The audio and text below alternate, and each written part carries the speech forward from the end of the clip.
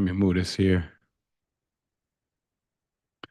So here goes his first property here. Just went live here. We got a bunch of people interested. We got 2 applications, 19 contacts. We posted this yesterday, or maybe Sunday. No, I think we posted this Sunday. So we already got some people that want to rent it. We just got to qualify them. So here's kind of what it looks like. His first property, he bought it for 70,000. Um, could show you guys kind of the before pictures. So here's the floor plan. What's up, son? How you doing, man? Want to say hi to everybody? You're gonna have to scoot over here some. Yeah, I can't scoot. Here, go ahead. Right there, you good. So, guys, this is my son. He's 17 years old. Scoot in. Can you see the picture there? There you go. So say hi to everybody, Caden. Hey guys. So this is your first property, man. You turn this over to. We called a let. We got another application on it too. So today you turn this over to the leasing agent, right? Yeah. So I had Caden do some calls just so he could understand a little bit about it. This property here, he bought for what was the purchase price on this? Purchased $70,000. So let me see. You can find the HUD in here. You know what? Let's just go to the auditor, Hamilton County auditor. Can you guys share your screen? I just see like a white bar right now. Oh, okay. Let me stop the screen share here. Stop screen share. Can you guys hold on? Let me go back to sharing this here. You guys got any questions down there for Caden, man? He's gonna be here with us not for too long. But you're on your second property, Caden, Yeah. and you told me that it's really hard, right? Yeah. What's hard about it? The first one, you have absolutely no clue about anything. Well, you had a clue, or you wouldn't have made $150,000 in 60 days, man. Let's keep it real. Well, yeah, you just don't know anything. You got to get thrown into it. It's like getting thrown into a 1,000-foot ocean, not knowing how to swim. So you figure out how to swim, right? Yeah. But at least you studied, you knew how to paddle, you knew how to swim a little bit. Hey, could you guys cut your cameras on over there too, man? Anybody? James, Carrie, Jason, Elisa. So welcome everybody. So let us know below where you guys are from. Those of you over there on Facebook and YouTube and Instagram, let us know where you guys are at. If you guys got any questions. Now, look, man, here's the goal. My son said that this is so much harder than school, right? Yeah. Could you take your mask off so you can talk? I mean, I guess. Okay, so you said it's so much harder than school, right? Yeah. So why do you think it's harder than school? Because you're learning more. You're learning more? Really, the hardest thing is doing the stuff like you did today, where you walk people through. That stuff burns your brain more than anything. What burns your brain? When you're going over the budget and everything that has to do with it. Why do you think the budget part's so hard? I don't know. It's just you're learning, taking in so much information. Like after an hour and a half, 2 hours. That's why I left, because I was so checked out. I just couldn't. Donald, can you pull up the video from earlier today that we did on Facebook? Do you got access to that in our private group? Yep, I can. Let me grab it. Okay. We're not gonna watch the whole thing, but we'll just fast forward to the end and kind of break down. Now the phone went dead. We were recording. We were down there for like 3 hours, 4 hours. I don't know, maybe 9, 30, 10, 11, 12. We probably got most of it on there. What time you guys stayed till? We stayed till about 12:30 recording, maybe 12:15. Now, what time did you leave out? Because you had to go to your other property to do punch out, right? When I left out at the same time as you guys. I went to a coaster for a little bit, but I'd already blue taped it. Already got it ready for punch out. Tell them what blue taping. What does your day look like now that you're not doing school anymore and you're doing this full time? Like my whole day Mm-hmm. from the very start. Yep. Well, the basis of it is basically just beginning of the day. I put together a list of all of the stuff that I got to do. And then usually, preferably, I like going to the gym. I sit in the parking lot, get it all that stuff done on the list. Then I work out. Then I go down to the job site and then direct it from there. So I wanna get the stuff out of the way where I have to sit down and focus and not have people constantly coming up to my car and asking me questions. So I like getting that stuff done so I can just focus on it and then go down there and not have to worry about it. Yeah, yeah. So do you have any you don't have any pictures of what it looked like today after it got painted? Nah, it's not fully done painted yet though. The exterior is getting close, right? Yeah. Okay. So Donald, go ahead. We're gonna have you share this. Kind of go towards the end, maybe about 2 hours in. We'll see where we're at. I know you guys are going for a while here. Actually, do you want the audio, Nate?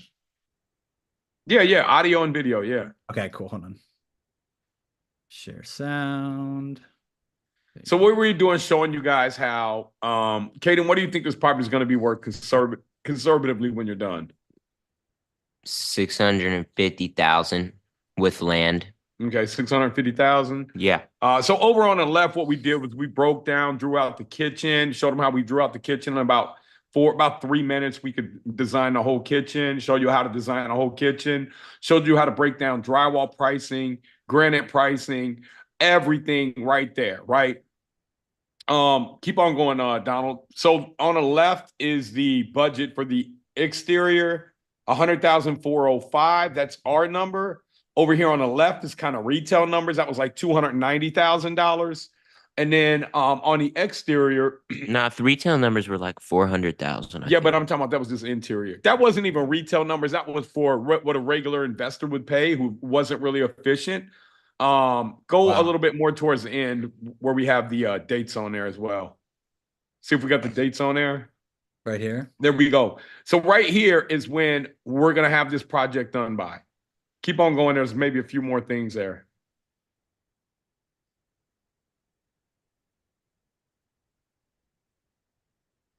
So this was about a 2.5 hour training that we did to show people exactly how to do this. Now I'm gonna tell you guys, man, in our private community here, this deal was in our private community for like a week. Nobody grabbed it, man. And so I went down there and I grabbed it. They wanted $220,000. We were able to get it for how much, Caden? 50,000. 48,000. Plus we paid the wholesale of $2,000. Yeah, 50,000 total. So what you guys asked earlier, how do you find deals? You got to know what the construction numbers are. If you don't know what the construction numbers are, you can't really break down the deal part of it.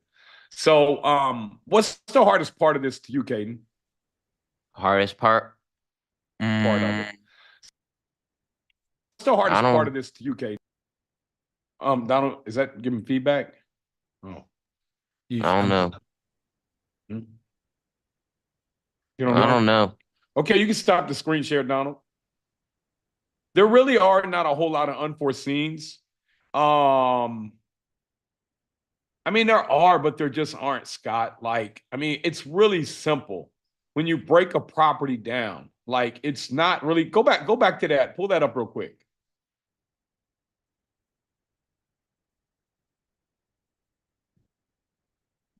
All right, look, demo. That'll be done Friday. Framing, that'll be done Friday. Electric, that'll be done. When did you guys say it'll be done? They said Friday, but it'll probably be Monday because we got framing. But heck, even if we get all that framing, maybe Friday. Oh, the framing will be done tomorrow, right? Yeah, it should be. Okay. Donald, can you just hit admit all because this keeps popping up on my screen? So we got the electric retail price is about 38,000. We're getting that done for 15. And that's about $8 a square foot. Plumbing, $15,000 is about what we're gonna pay. Retail, and that's probably 30,000. HVAC, 30,000, but we're gonna salvage what's there. It's gonna cost us about $5,000.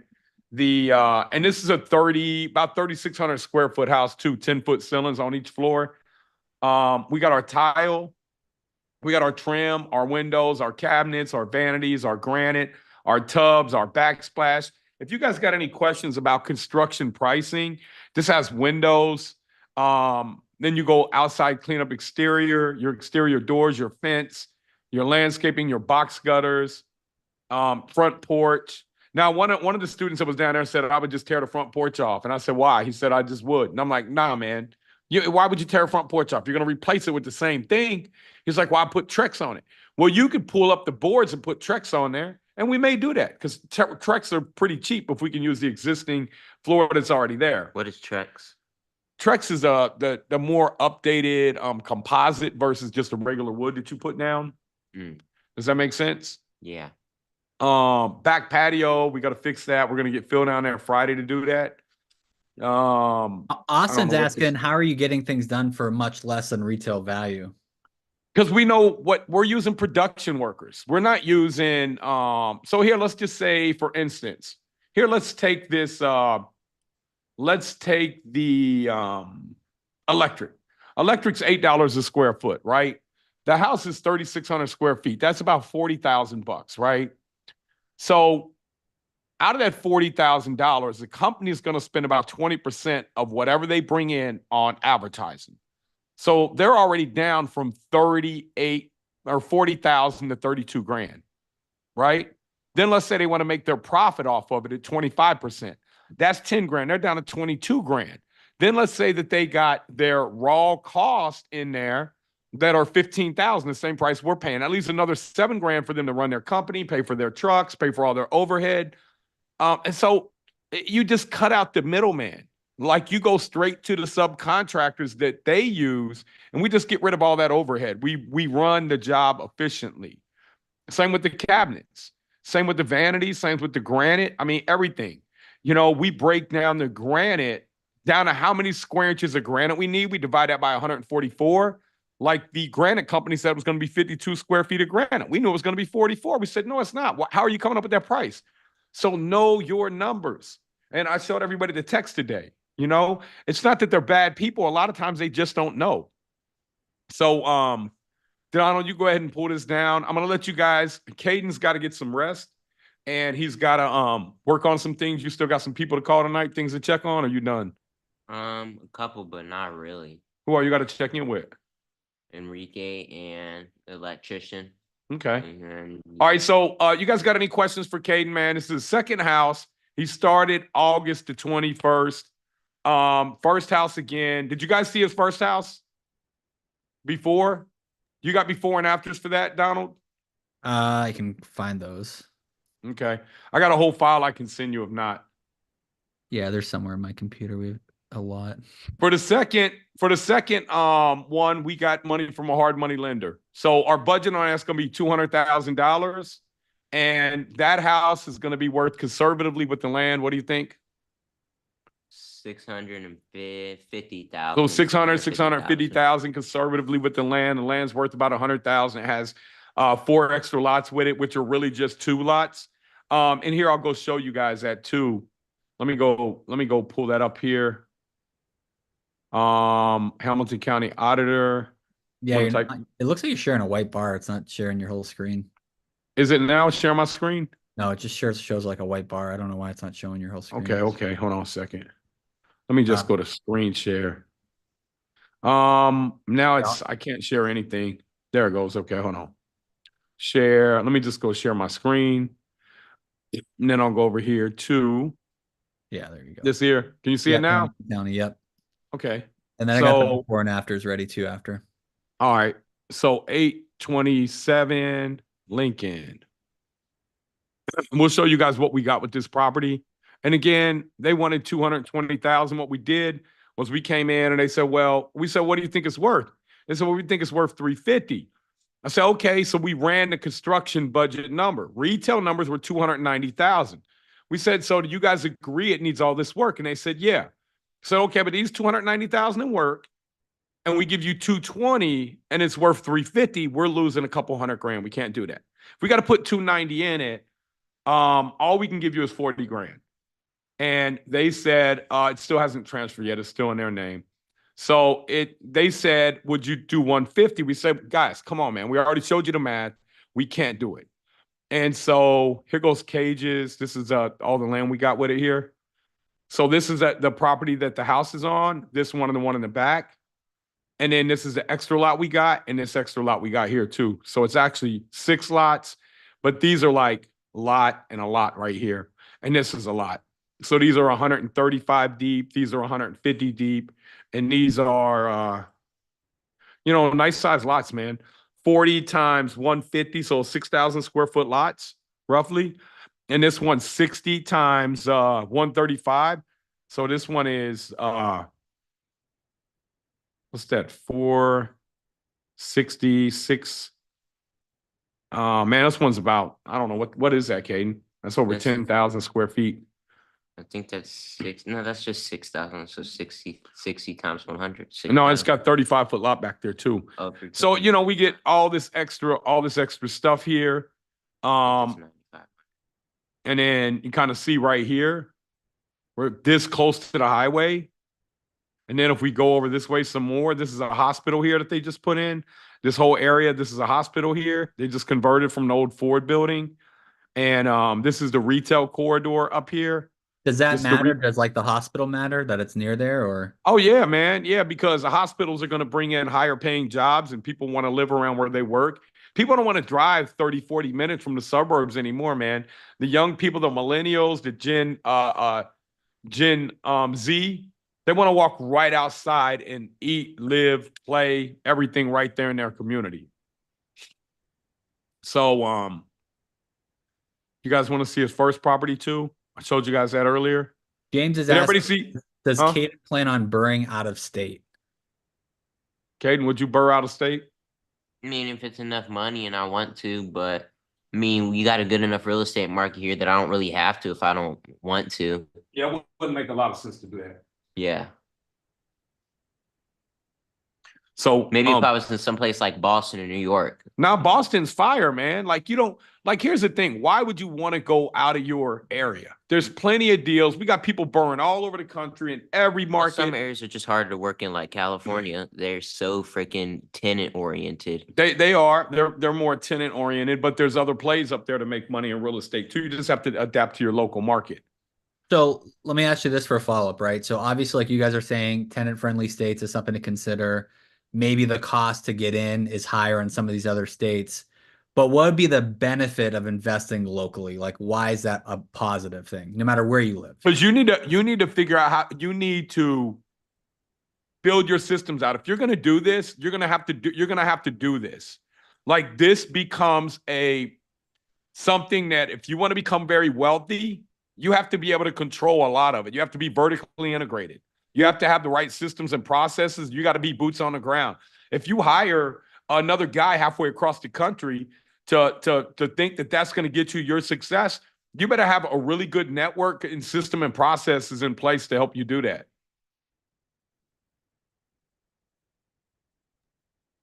You guys got any questions for Caden before he goes in? Carson saying, as an 18-year-old, where should I start with real estate? Not much knowledge in this field.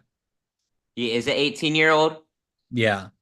I just start with wholesaling. So all that is, you just find a property, you get it under contract, and you can basically just sell that contract to somebody else for a higher amount of money.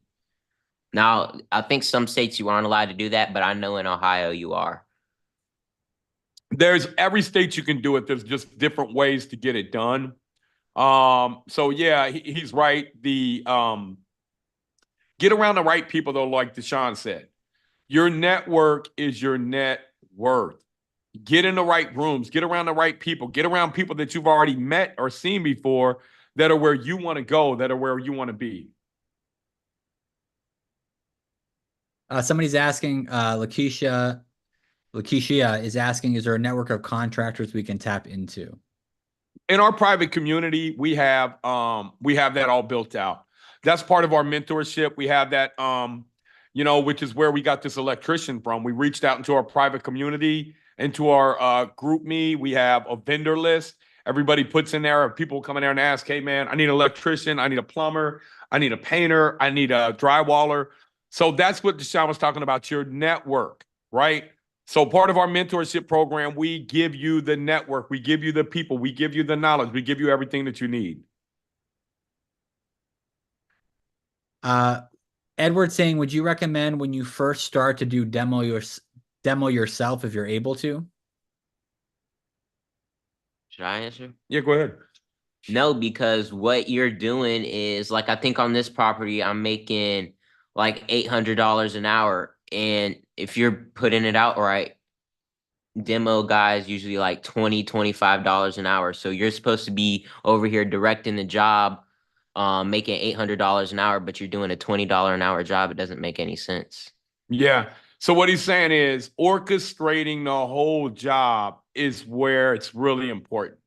You have to orchestrate the job. That's all Caden's doing is orchestrating the job, making sure the materials are there, checking behind quality control with the contractors, making sure the other contractors are lined up, dealing with the building department, dealing with permits on the other property, making sure that one gets leased up.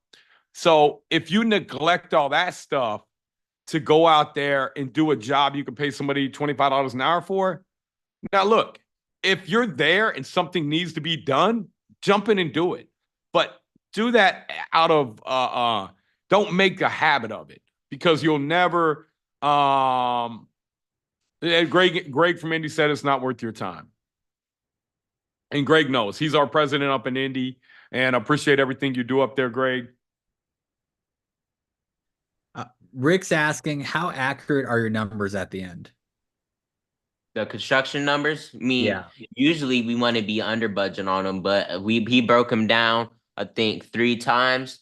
And the one he did in like 5 minutes, I think it was $500 off the one he did in like 2 hours with all the people in the academy. Once So you know your numbers, you know your numbers, man.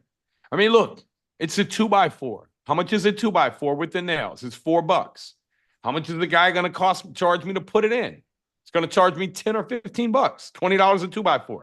How many 2x4s do we have in here to frame up this wall? 35. Okay, so how much is a sheet of plywood to lay? You know, with them ones there, they have to fur them up. They're probably $30, $40 a 4x8 sheet.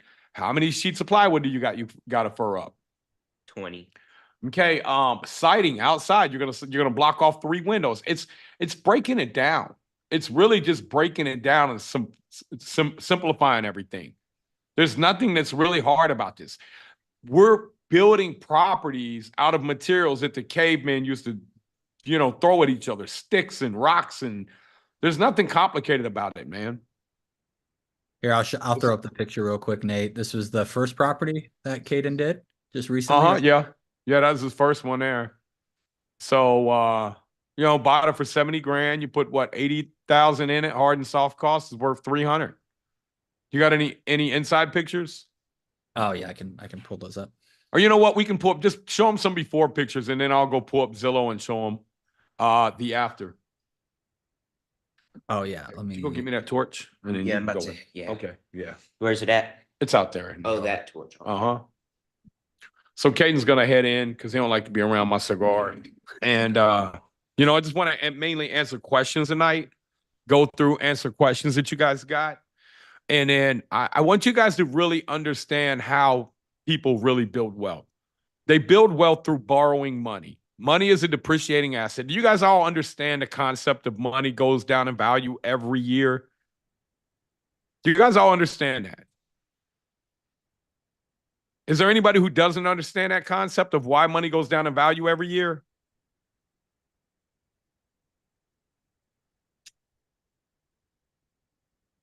Inflation. Yeah. Thank you, bud. Katie, you gonna head in now? Yeah. All right, come and say bye to everybody, man. I'll see y'all. Bye, Caden. All right, bye, guys. All right, man. Go in there and check on Enrique. Send that message and text him on there with me. We want to make sure he has everything in that scope that he needs, okay? All right, son. I'll see you later.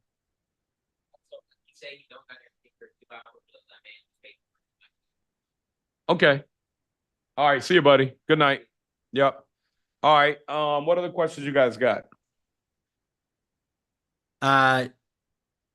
Ryan said, so I have a real estate license in Boston. Is that an advantage or is it useless when investing? I mean, it's good. It's good. The biggest advantage I see to people that have license is that they begin to understand when they're dealing with investors, what investors are looking for. They begin to network with the people who they want to be like.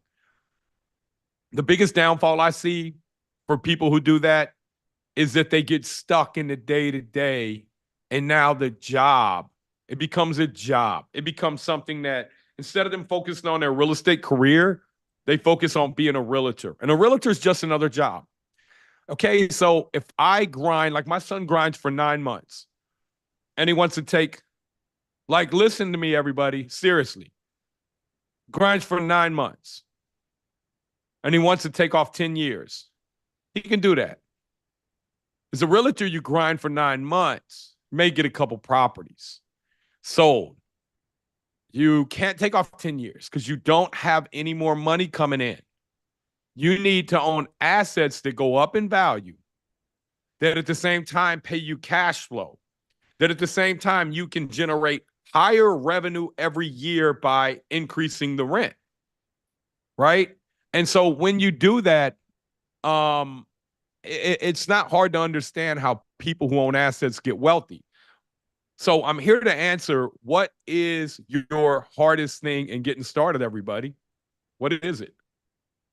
We have a couple people asking about lending. How do you find private money lending? Zach saying most hard money lenders stop at 80% LTV. How do you get closer to 95%? I mean, you don't. Don't worry about that because, that's not scalable. What is scalable is being able to get these credit cards using, we got a link here where you can sign up and get credit cards, which is how Caden got his first property. He bought it with 0% interest credit cards. Now he has like 12 to 18 months on them. He's about 2 months in. He probably has 9 to 15 months left on them cards, but he has that much time to get this stuff refinanced and cash flow. So right now, once he gets it rented out, in November, he turns 18. He'll be able to go get a loan and pay them credit cards back off and pay me my money back off my line of credit.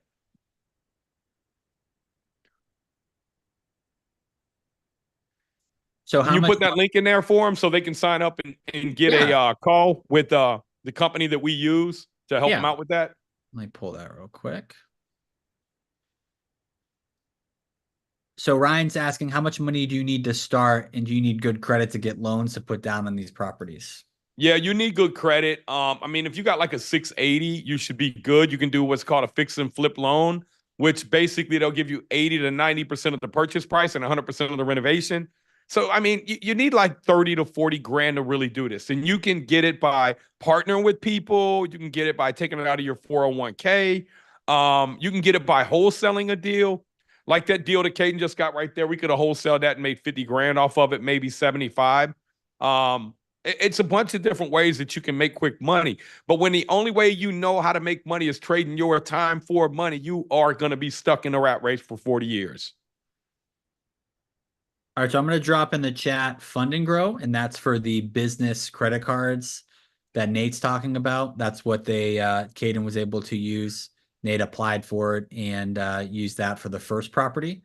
So that's business credit cards. And then I know some people are asking for lending. Do you want me to drop your personal lender, Nate, for the team? Yeah, you guys can drop my personal lender in there if you want to go fill out the calendar slot form. You need a 680 credit score. They don't care about your tax returns. They don't care about your income. You do need some money.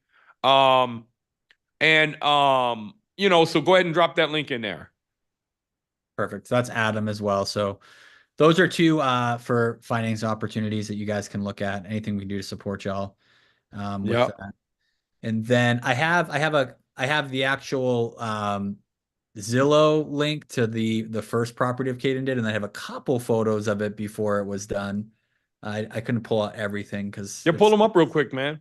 Okay. So here are a couple just in I think this is the kitchen area, right, Nate? Yeah, that was the kitchen area there. See, we didn't demo all the old plaster. We didn't feel a need to. But go to let me share my screen, and you know what? You want to pull Zillow? I have Zillow already. Okay, go ahead and pull up Zillow and show them the inside of that kitchen there when it was done. Yeah. Right there, the top right. Right here. Got it. Yeah, that's beautiful. So look at that. That's $300,000 house now. So are you getting away from, I know this is kind of a minute thing to mention, but are you getting away from the grays a little bit? I've noticed, like the gray. Yeah, grays are done. You don't want to use them. Now let me break down the pricing on here. Let's do it. Those cabinets were $5,200. There's also 2 cabinets over there behind us on the left. That's material, not install. That's just materials. That's for the crown molding. These are 36-inch cabinets. The one we're putting in a new house is 42 inches. These are solid plywood boxes, soft closed doors and drawers.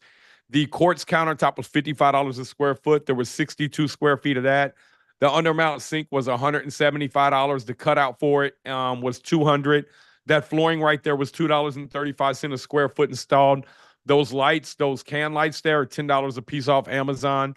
That hood right there was $129 off Amazon. That appliance package, which you can't see the dishwasher over there, but the stove, the fridge, the dishwasher was $2,300. That faucet was like $40.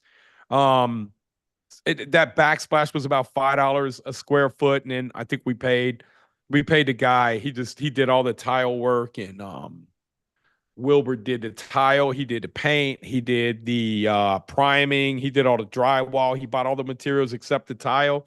He tiled the bathroom upstairs and tiled the floor.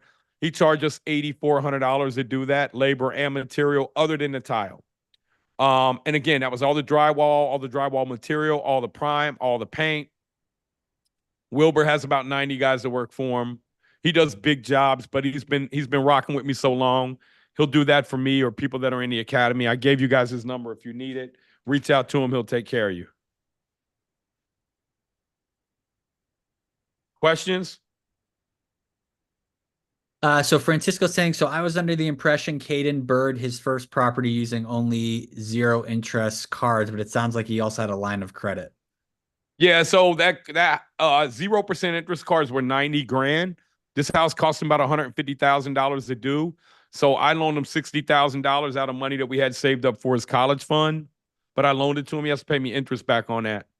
So a lot of you parents out here, you may be thinking, man, send my kid to college. Look, I'm not telling you what to do with your kid, man. Figure out what their skill sets are, what they want to do, what they want out of life. But for me, college wasn't a requirement for my son. I actually think college actually slows people down in life. Now, for people that don't need money, it's probably good, people who aren't worried about money. But for those of us that are the 99% of America who need money, who are trying to get first generational wealth, I really think that college for a lot of us can be a big setback because we're only looking at it as the wealthy are sending their kids to school, to college, to learn how to run businesses, right? The normal American is sending their kid to college to get a job for that person. It ain't the same, man. Zach's asking, what was the motivation for the owner of these properties to sell the property to you? Man, the same thing all the time, man. It's tired. It's a beat up property. They don't want it anymore. This guy here was moving. He had a 31-acre farm. Wow. The other company had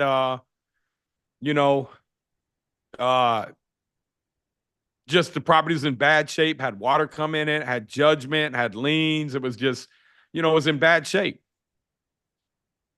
So they needed to do something with it, needed to do something quick with it. Luigi's saying about the academy, he's like, isn't the academy expensive? That's Luigi's comment. Nah, man, like we're way less than college, bro. Like expensive as college. It's 140 grand. For our academy, you get accountability coaching. You're in for life. You get about 4 or 5 weekly coaching calls a week. You get all of our SOPs. I mean, you get so much that no, it's actually cheap, man. Like, how much would you pay to learn to go get a job to make 60,000 a year? 70, 80, 90,000? How much would you pay to learn how to become a millionaire and be in a network of people that are becoming millionaires? Right? So it's never the cost, it's the value. You got to understand the value of things in life. Like I'm in masterminds. I pay over right now 70. The most expensive one I was ever in was 68,000 a year. Mm-hmm. And that's a year. I didn't renew on that one. But that one I got great value out of. So I'm in one right now that's 35,000, one is 36,000, and one that's 20,000 a year. I get great value out of them. So you have to learn how to get in there and network and extract the value. But if somebody can show me how to skip 10 or 20 years worth of mistakes, come on, man. What's that worth, man? Yeah, I mean, we've had students that have saved, dude, anywhere between, and I'm just giving you low numbers, 10 to 50% on their renovation cost for one deal. Yeah, just that first deal pays for way more than the academy. Yeah. I got one guy, man, that he was in the big group, and his name's Trey Michael, and He said he wanted to do $100,000 a month, and he's like 20 something years old. And people start ridiculing him. They were like, "Man, you can't do that." Blah blah blah. Well, that was about 2 years ago. That was in October 22, actually, November 22, because I remember that was when we first kind of started the academy, or maybe that was in November of 21. It could have been 21. I think yeah, it was either late Yeah, it's 20. November 21. Well, Trey Michael is at his 100 grand a month now. You know, Really? so don't. Yeah, man. I mean, he owns over $10 million in real estate. He was at BRRRR 360 last year, not this year. He was at $80,000 a year in gross income. Wow. That's awesome. Yeah, I think you're interviewing tomorrow for the podcast. Zach's asking, can you find these properties on the MLS, aka properties sitting for more than 30 days? You can, certainly. You certainly can, but they're going to be picked over by wholesalers, and that's just not how I like to find them. We have a training Thursday at 12 o'clock that we'll go through with you guys if you want to see how we find these type of deals and how you can too. Yep. So Thursday, Juris is going to be hosting that. I know somebody's asking about our weekly live. So Nate goes live every week at 7:30 p.m. Eastern on Tuesdays, and then Jirius at noon Eastern on Thursdays. So Nate on Tuesdays, Jirius on Thursdays. And Jirius will actually call off-market deals. If you show up, have your video on, he might even call your zip code and look for a deal for you. And then I says, do you have to be part of the academy to find deals from you?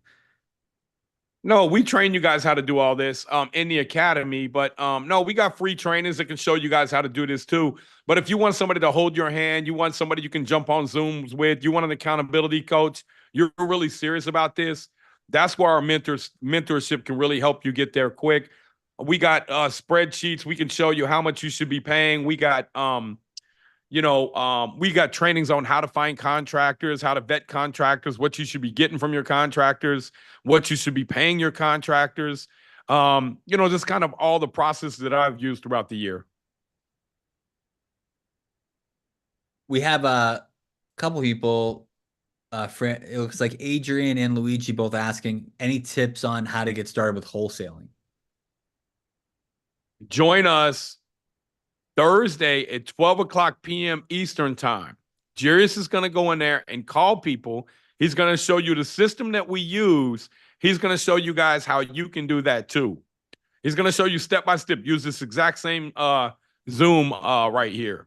Yeah, it'll be the same. It'll be the same Zoom. Like I'll drop the registration if you want like the reminder text. But if you go to this same Zoom link, it'll be that. But if you want to register, you can register here. I'll just drop that in the chat. Nate, right now I'm 18 from Bellefontaine, Ohio. I hope I said that right, Nate. Hopefully you know where that is. It's in your state. Yeah, it's just north of Dayton. It ain't too far from here. About an hour from where I'm at. Started my own home service business. But they're 18, but am I wasting my time trying to scale that? Should I jump into real estate now? I don't think so, man. I think if you have a clear direction on that, get that thing up to making revenue and use your home business when you go out and you find it and ask people, hey, man, you want to sell this property? Start networking with people. What you'll do is you'll start creating a network of sellers and a network of buyers. You'll see what they're looking for. And obviously, man, if anybody's interested in a mentorship, we can help you out. Just say mentorship below. I think it would greatly help you, though. You're young. You're going to learn what you likely would probably take you into your 40s to learn. You'll learn that over the next 6 months. And you'll be surrounded by a network of people that can help you get there. Kevin's asking for people to join the group. Does it make more sense if you're local to Nate? Or is it better to live and invest closer to you and your market? Does living far away affect the benefits of the mentorship? Well, we got 41 city groups across the country. So you get access, you get the support to all of that. They have meetups. You can walk through properties. You can see what they're doing. We have meetups a couple times a year at regional rallies as well. So no, I don't think so. Yeah, here, I'll get the. Yeah, look, we're all over the place, man. Yeah, So so those are our all the city red groups right dots are there. groups, yeah. Those are our city groups where we have presidents that host them for us. Yeah. So we got one in Phoenix where I'm at, and yeah, they're across the We country, and a got lot one of in people. Hawaii too, man. Yeah, I keep telling Nate, I'm like, hey man, if you need me to like just represent BIA for the Hawaii meetup, like just fly me out, I'll take care of it. So Donald, if you want to go out there, you can go out there, man. I was out there last winter, met with a handful of academy students out there, and they're burrowing out in Hawaii. it's awesome. That's fantastic. All right, guys, feel free to drop a few more questions off to you. And we do have a training with a 5-year roadmap training. Should we send that to people, you think? And Yeah, I that mean, if you guys need training, man, or you need mentorship, we can help you out. But yeah, we got some just free comment trainings as mentorship or well. 5-year training. But I really wanted to just take some time and answer questions. I was on a live for 3 hours earlier this morning, so wanted to just come in here and answer a lot of questions. Yeah, guys, drop your real estate questions below. Let me see if I can pull up some that we did not already answer.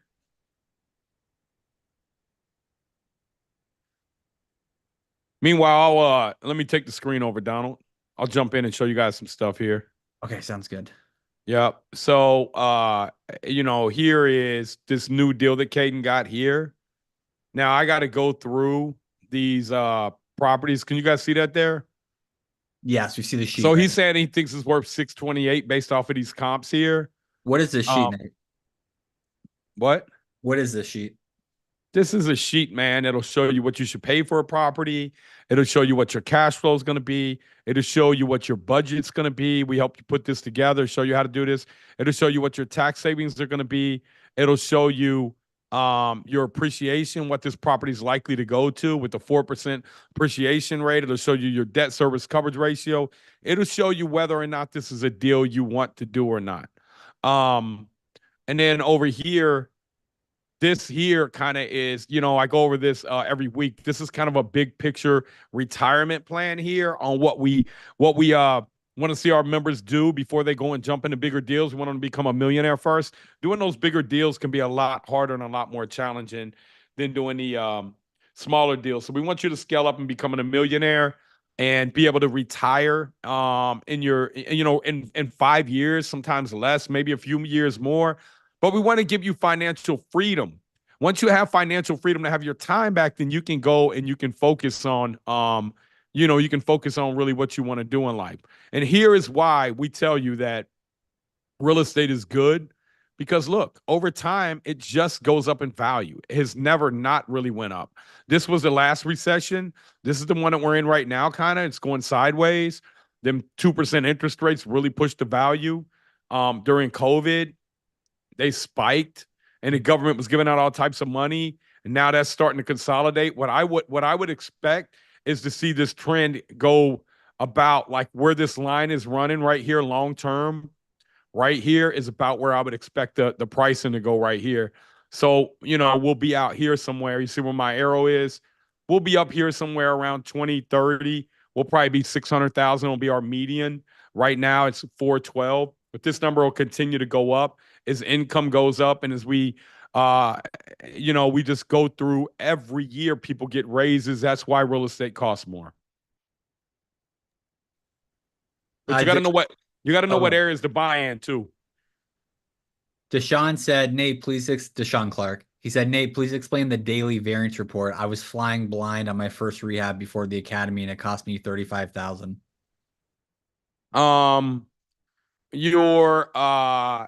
Right here is his variance sheet right here. So Caden here is his variance sheet. His demo is 10,000. His framing, here's all his budget line items here. And then as he starts to pay people, he has to put in actual cost. In other words, how much have you spent so far? Like right here, actual cost is $9,300. So look, he's right on budget. He's got 93% done. He's at $9,300. Right here, his framing, he's going to be at 3,000. So he's going to be under budget on there. His plumbing, he's probably going to be right on budget. His electric, he may be over $1,000 or $2,000. His HVAC, he may be under $2,000. His insulation's probably spot on. Fire block is spot on. Drywall, he may be under $4,000 on that. But all these items are also going to have a 20% contingency. So it's being able to know how to, you got to know how to balance all this stuff out. And then what you do in real time, whenever you spend money, you put it in here. And this is over here is going to tell us what dates all of this is going to be done. So all of this is going to tell us this is our critical path method. We look at it, we know what needs to be done, what day. And this you keep track of your job, you keep track of your budget daily on what this is doing, whether you're keeping track of it yourself. This breaks down how much wall tile you got. You got 60 square feet of wall tile at $20 a square foot, labor and material, 130 of floor tile, and you got 240. We got 3 bathrooms we're doing in there. Times 20 a foot, that's $4,800, right?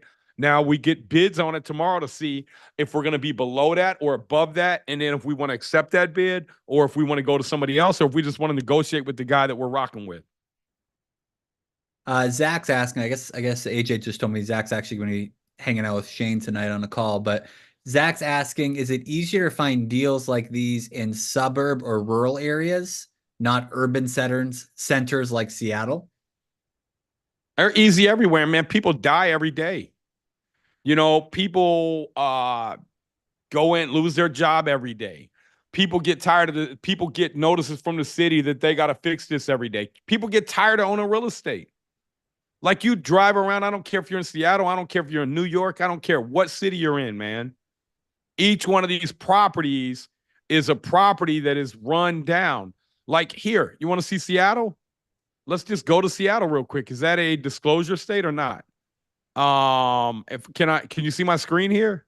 I can. Yep, I see the sheet right now. Go to Zillow. Disclosure state means, like, so in Texas, like, there's some stuff that privacy that you can't look up some of these things like you can on like Zillow and other states. So let's go to Seattle here. Are you in this? Are you in Washington State, Zach? Is that the area you're in? Just drop in the chat. Look. Yeah, I'm in Seattle proper. Okay. Okay, so you're in Seattle proper. Look, this is Seattle proper here. So you probably aren't going to be able to go around the water part. I mean, where is the area to buy in Seattle, right? So what part is investor friendly here in Seattle? Maybe down here, probably by the train line, part getting gentrified, So let's look over here. These are all $1.5 million. We got a bunch of properties. Now let's just go search properties that are zero minimum, and let's look at the max. Let's look at the max of 500 grand. Look, there's properties here, man. 303,000. Is this land? No, it's a house. Look, 400K. Look, they're right here. They're everywhere, man. Now let's take this search bar off and watch what these houses are really worth. They're everywhere. You just got to know how to find them. Look at this. 895 a block over, $1 million a block over. They're all over the place, man. You can find these properties literally anywhere, any city, across the country. Here goes one for 480, a couple blocks away, 900,000, 600. I mean, they're everywhere, man. I don't care what city or state you're in. There's an abundance of properties around there. And if we went out further, we probably could find the right neighborhood to buy in. This probably ain't even the best one. Just to show you, the further kind of you get away probably from the city, the more deals you're going to find down here. But look, 685, here goes one for a million. And here you could do what's called an ADU, do an additional dwelling unit there. You can really kill it. 725. So let's look at, these are all 5 bedrooms too, man. Let's go to any. Okay, so look, 250. Here's one for 250. And right next door is 675. What are you going to do here? Renovate these properties, man. Fix them up. So there's deals all over the place, man. You just gotta go. Let's go see here now. And you gotta know, right, like so out of all these areas, like the right zip code, the right street that you want to invest in for appreciation, Nate. Yeah, look, here goes this one. That's a lot there. 450 here. So look at this one here. Sold for 450. Okay. So let's take this search bar off and see Yeah, I mean that's a different. In a city like this, you're probably going to be good, right? Look, 859 neighborhood, 859, 1.2, 665, 640. Why the huge swing in value? These were probably distressed sales here. So here, let's see if this one was what this one sold for previously.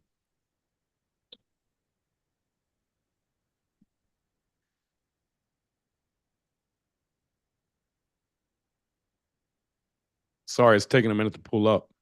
Justin commented, Justin's one of our repeats. He goes, his cigar is getting small. Zoom is almost over, LOL.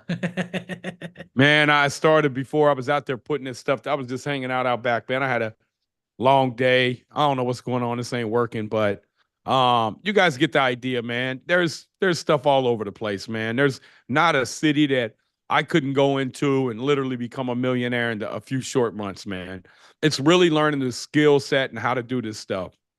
And it's taken me decades to learn that. And it's cost me millions and millions of dollars in mistakes, literally. Decades of my life, millions of dollars in mistake. That's why I started mentoring people, man. So you guys don't have to go through the same pain that I went through. And I got free trainings out here for those of you that are still on the fence and say, man, I don't know if this is the right thing for me. Um, so we got success story after success story after success story because we pour into our students, man. When they commit to us, we commit to them. Yeah. We got Zach saying, so they sold, but for that, I assume off market then. Not always, right, Nate? I mean, sometimes it's on market. I mean, yeah, most of the time it's off market. I mean, but that's where we have the tools to show you guys how to find these deals off market. We do trainings on that every week. We do challenges on that. yeah, Luigi's asking. Yeah, so Luigi, you can access Nate's free training, the 5-year roadmap from your phone, totally fine. Some of those sheets and breakdowns are part of Nate's private academy, which you can use on your phone, but it is easy, a little bit easier to use on your computer. But yeah, if you guys did not get the free training, the 5-year roadmap to retirement, just drop the 5-year in the chat, and our team can send that to you, no problem. Let's see what else we got here. Calvin. Hi. So, will this be difficult to do in North Texas near Dallas? Nah, Dallas is real easy, man. Yeah, Look, lots of places. let me tell you guys something, man. Like, this is not going to be easy for nobody. It's not. I don't want to sit here and tell you that, hey, you just jump in and everything's going to be great and easy. Look, what I want to tell you is going to be worth it.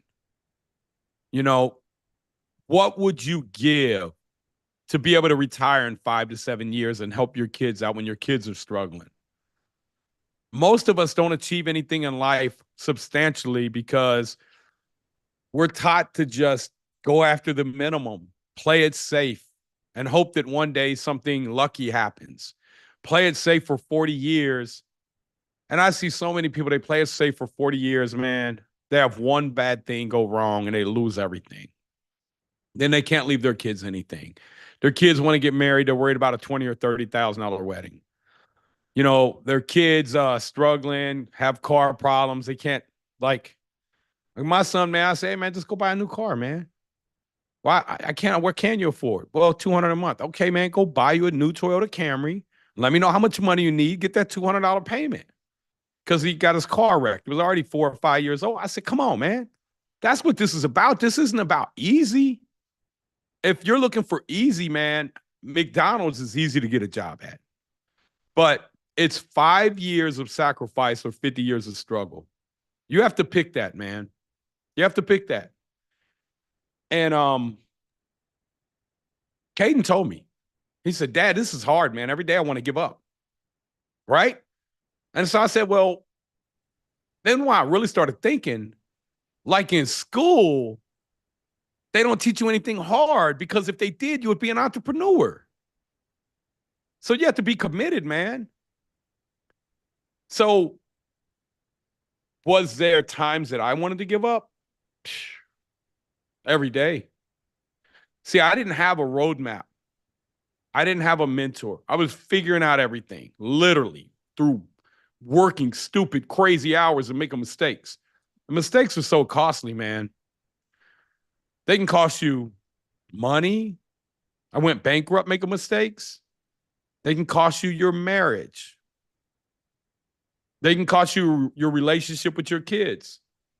So it's okay to make mistakes, but it's not okay to make mistakes that you can avoid. Mm. Really good. So I'm going to be real with y'all. If you're looking for easy, man, even in our mentorship, what we do first is work on a mindset. So we can get you past that. Because we train you about like what we've been conditioned. And I'm not a psychologist, but I'm telling you, I know what we've been conditioned to do. We've been conditioned to be employees. We've been conditioned by our family, our own family and friends will pull us down. When you tell them you got this great idea, right? We don't do that in the academy. We don't do that. We don't tell nobody, man, that's stupid, man. You're going to fail. We say, go after it. Let's see your numbers, man. Before you do that deal, let's see your numbers. Let's vet your numbers, right? But our own family, a lot of times, is what'll keep us poor because you come up with an idea and you want to go do something. They'll say, nah, man, you can't do that. You're going to fail. And then when you go out there and you have a hard time, they say, see, I told you. But see, if my kids go out and fail, I'll say, man, good job. What'd you learn? It's a different mindset, man. Because failure is not the ultimate place where you land at. That's just part of the journey. So even in our mentorship, we're not going to keep you from making every mistake. We're not. But we're going to keep you from making the big mistakes if you follow the journey. Yes. And that's why we've had people become millionaires as little as 7 months. It's crazy, man. Okino, he was just in town last week, man. 7-month millionaire. If you guys ever see Okino, ask him. He'll pull out the napkin that changed his life. He carries it around in his wallet to this Boston day. too, by the way. Not Ohio, not South Carolina, Boston. What some people would be like, oh, this is an expensive state, right? In Massachusetts. It is expensive. My His first one of his first deals, he cashed out over I don't know, 140,000. I don't know, man. It's big numbers, man. 6-figure cash out refi. Yeah. It's all about the deals, no matter what, y'all. All right, we'll do a few more questions. Like we said, if you didn't get the free training, just drop 5-year in the chat. If you want information about Nate's mentorship, just drop the word mentor below. On Facebook, Nate, we have Gisela that's asking, how do you liquefy the credit cards? Like what's the best way to do that? So when they're saying liquidate credit cards, that means pull the cash off of them without getting hit with the cash advance. Yeah, You can do it a couple ways. Yeah. You can do it a couple ways. You could and I want to give a shout out to Jeremy Hughes. He became a millionaire within a year of joining our academy. Yeah, he's in the Zoom right now. Congratulations, Jeremy. What's up, brother? How you doing? Jeremy, you up in that house? You got that $1 million house, man? Hey, you over there working? Yeah, huh? I'm working. Trying to get to the finish line. We got our appraisal end of next week. Sweet, man. Can you show us around a little bit? Yeah, a little bit. Show it. What'd you pay for this property here, man? We paid let me flip this thing around here. And let's see here. Oh yeah, there it is. We paid $420,000 for it. And we paid $420,000 for it. We put $330,000 into it. And we're just doing all the panels up there and stuff. Getting close, bro. Getting close. Yeah, we're just doing the trim and stuff right now. Just finishing it up. I got all the floorings done and all that fun stuff, keeping it safe. But yep. But we got the indoor pool, all the other fun stuff into it. But $420,000 into it, or we bought it for about $300,000 into it. About 720, or so was that 750 into it total, and then ARV of 1.5 million. Now is the 720, is that hard and soft cost? That's hard and soft costs. Yes, that is everything. Holding costs, interest, insurance, carrying everything. Now, how many square feet is that house? 7,000. Golly, man, that's a big house, man. It's over there by the golf course, ain't it? Yeah, it's close to a golf course. It's close to the lake. It's by all the rich people houses. Yep. So, man, congrats on that, man. I can't wait to see it. I know you're going to be renting that out as an Airbnb. Yes, sir. Yep. Indoor pool. That should do really good in the wintertime, man. Yeah, Wisconsin gets cold, so it'd be nice to have a little place to hang. So, Yeah, yes, sir. absolutely, brother. Well, thank you for all the work, Jeremy. For those of you who Always. don't know, he is the president, but he came down to BRRRR 360, not 24. He came to 24 too. He was on a cruise ship, man. That was fun, bro. That was fun for sure. Yeah, man. For So we sure. just got off of that. We just got off of that last month. And you know, how long did it take you to become a millionaire, man, once it clicked and you understood it? Once I figured out what that actually meant, it was about 10 months. 10 months, man. And you had rich parents, right? Hell no. I mean, Yeah, sorry, I you had can't a bunch claim of money saved up. No, man. I had no credit. I had no money. Shoot, I was below credit. My identity got stolen. I don't come from a rich family. Shoot, not at all. So So single single how did mom. you do? I mean, how did you really do it, man? It's the knowledge, ain't it, man?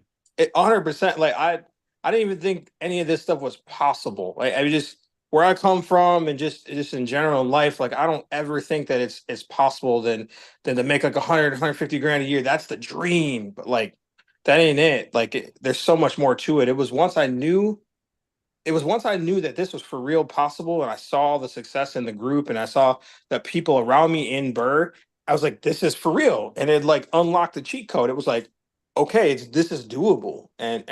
Once I knew that, I was like, I bought in 100% into the teachings and into what you were showing us.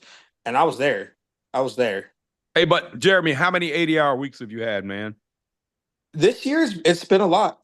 It's been a lot, but I know that in a year and a half, I'll be able to retire if I want to in a year and a half. Like I probably retire. I could retire now if I liquidated. I could easily retire now if I liquidated, but I don't want to, of course.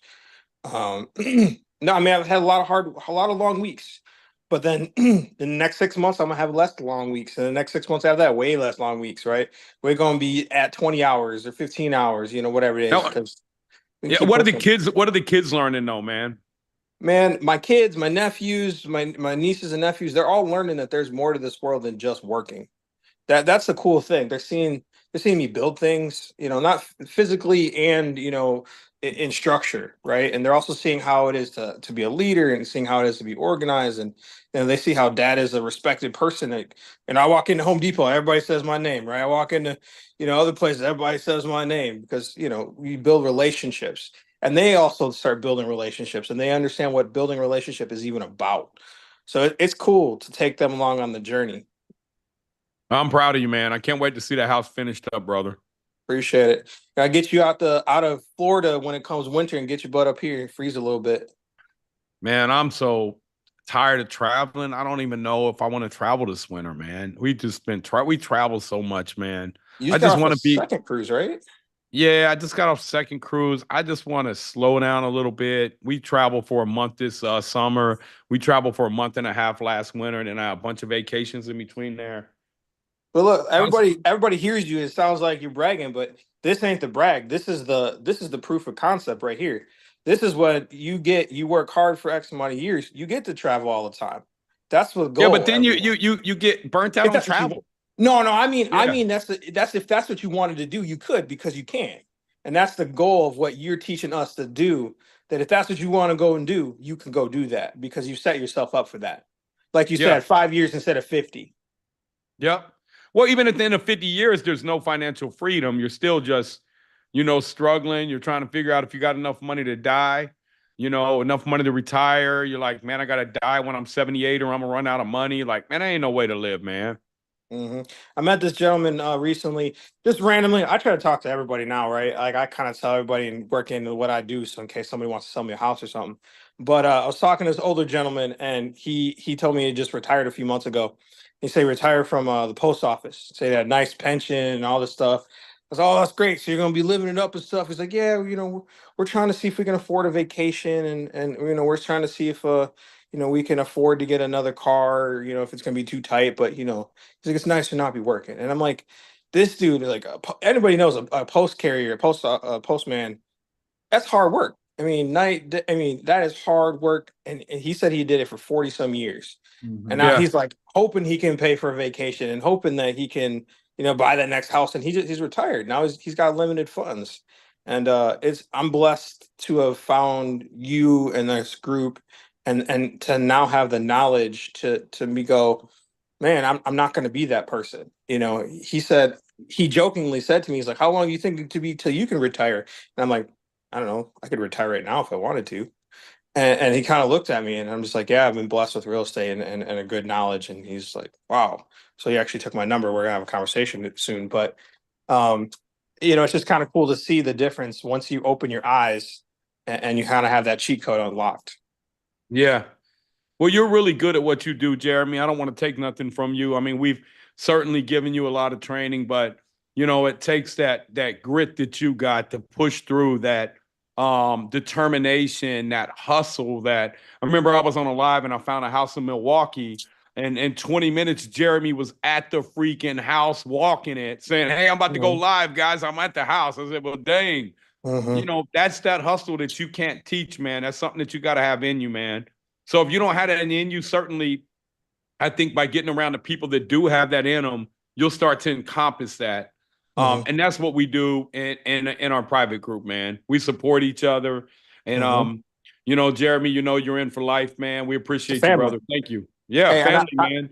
I appreciate you, man. And I always pop on these lives just to hear it again, because even though I know a lot of what you're saying, I'll keep learning till the day I die, or I keep hearing all of it, because if I can keep getting better, that's what I'm gonna do. So I always pop in every time I see you on. So did you see did you jump on the live that we had this morning at all?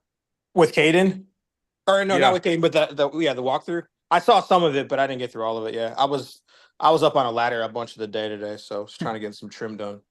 Yep. Well, you be safe up on that ladder, brother. Appreciate you, brother. You have a great night. All right, thanks, man. You too, brother. All right, Thanks, man. Jeremy. Yep. Awesome. Yep. Man. So that's Jeremy, man. Amazing guy, man. And what's his why? His wife, his kids, his nieces and nephews. And not his nieces and nephews, his extended family, I guess it would be his nieces and nephews. Yeah. He's helping take care of them. So any other questions, y'all? Yeah, I got a couple more. Feel free, guys, to drop them in the Zoom chat. We'll do a few more. This one's from William. He's on Facebook watching. Nate, I'm funding fix and flips, gap funding, sub 2. I want to get into buy and hold.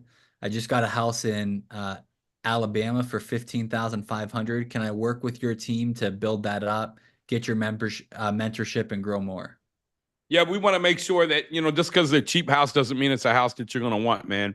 You guys got to understand areas. You got to understand right here when we start to talk about,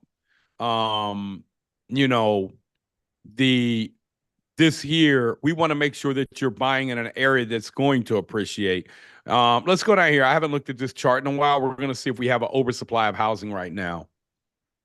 So this is one of my favorite charts to look at here. In the last recession, here's what we had: 11% vacancy on rental, and we peaked at about 2.9% on homeowner. And look at this right now, man. Look at this here. We got less than 1% of the homes are vacant and 6.6% on rental vacancy. We're still below the long-term average. Sorry, I don't know. I accidentally clicked that out. But look at this. Look at this chart here, man. This chart here will tell you kind of where we're at historically.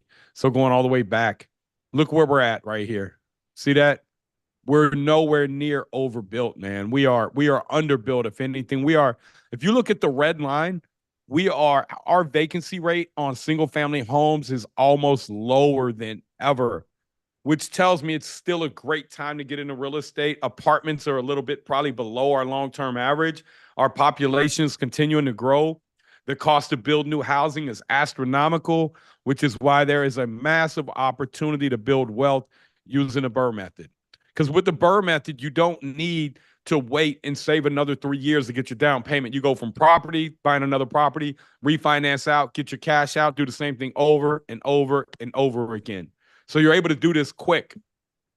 You're able to stack up properties really quick, and every property you're going to get better and better and better at. And then you become investable.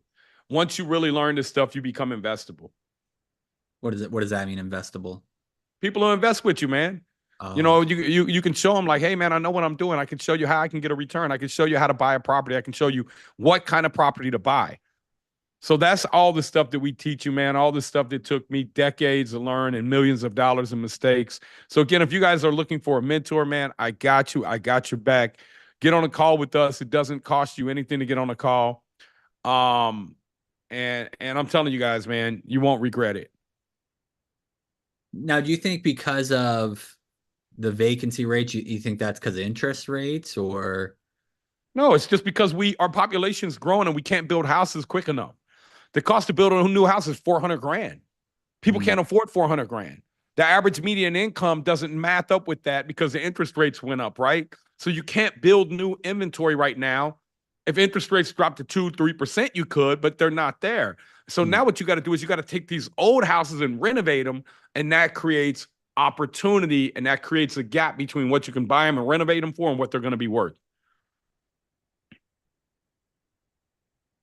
Interesting. Okay, so I know we get this all the time, right?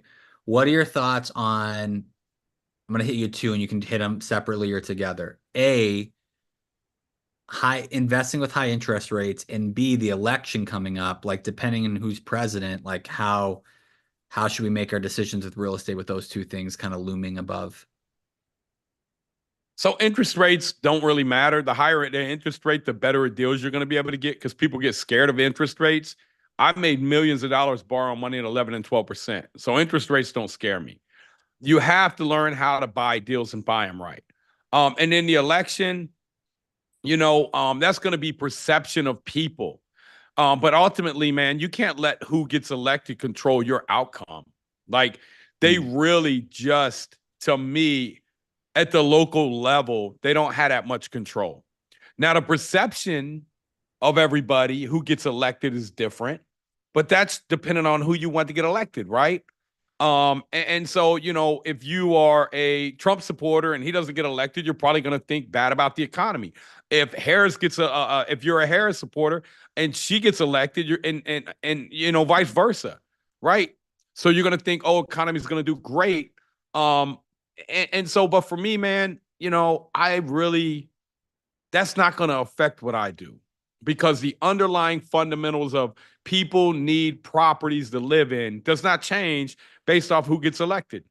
The tax code may change a little bit. It may be a little more advantageous to own real estate if one person gets elected versus the other. But if it's more advantageous to own properties, if one person gets elected, then other people who are buying properties for tax advantages may pull out of the market, giving you, again, more opportunity.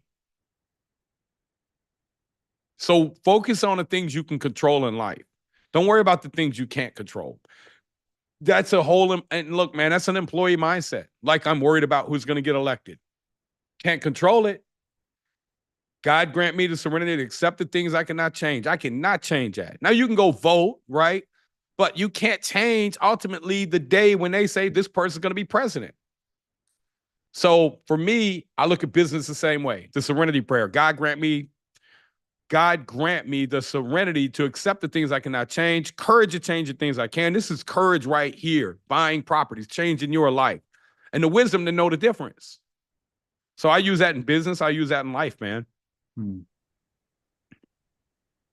I love that. Yeah, you've talked plenty of times about like there's always problems, and so are we going to be problem focused or solution focused? Because no matter what the market is, there's going to be different challenges and different opportunities. Just really, it's how you look at it and how you attack it. And faith. You got to have faith, man. Everything's going to be fine, man. Don't get caught up in all the politics and get all this anxiety and worrying about that. I mean, to me, man, I don't see either side that really represents America. They represent this side or that side. So for me, man, the American people, we need somebody that represents the American people as a whole, and I don't think we have that in Washington. Do a couple more questions here.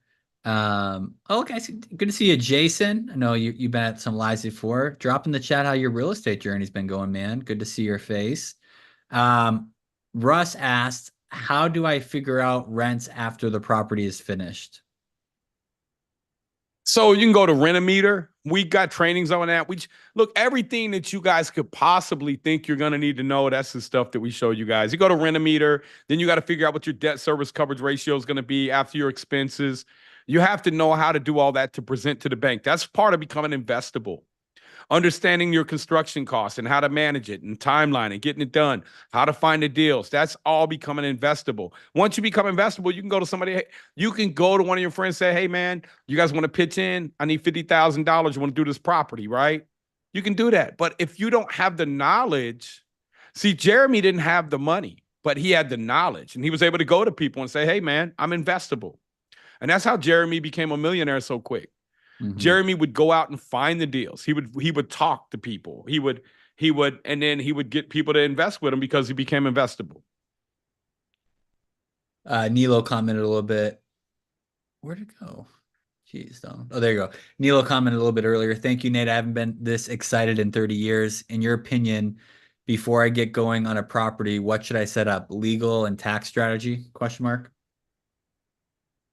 I mean, I don't know your skill set, man. So definitely you want to have a legal entity. You want to have a clear path on how long it's going to take you to renovate, how much the property is going to be worth, what your debt service coverage ratio is going to be, how you're going to get your initial capital back out, how long that's going to take so you can do another deal. That's the key to the BRRRR right there. Russ says, I'm nervous about scaling to do more projects at one time. What was your first time doing this like? Listen, man, I got sent to prison when I was younger for selling drugs. So this stuff was nothing to me. It wasn't like, oh, man. Like, it's a different level, man. And it's a different level of when you think about every day when you wake up, like I could go to prison for 15 or 20 years.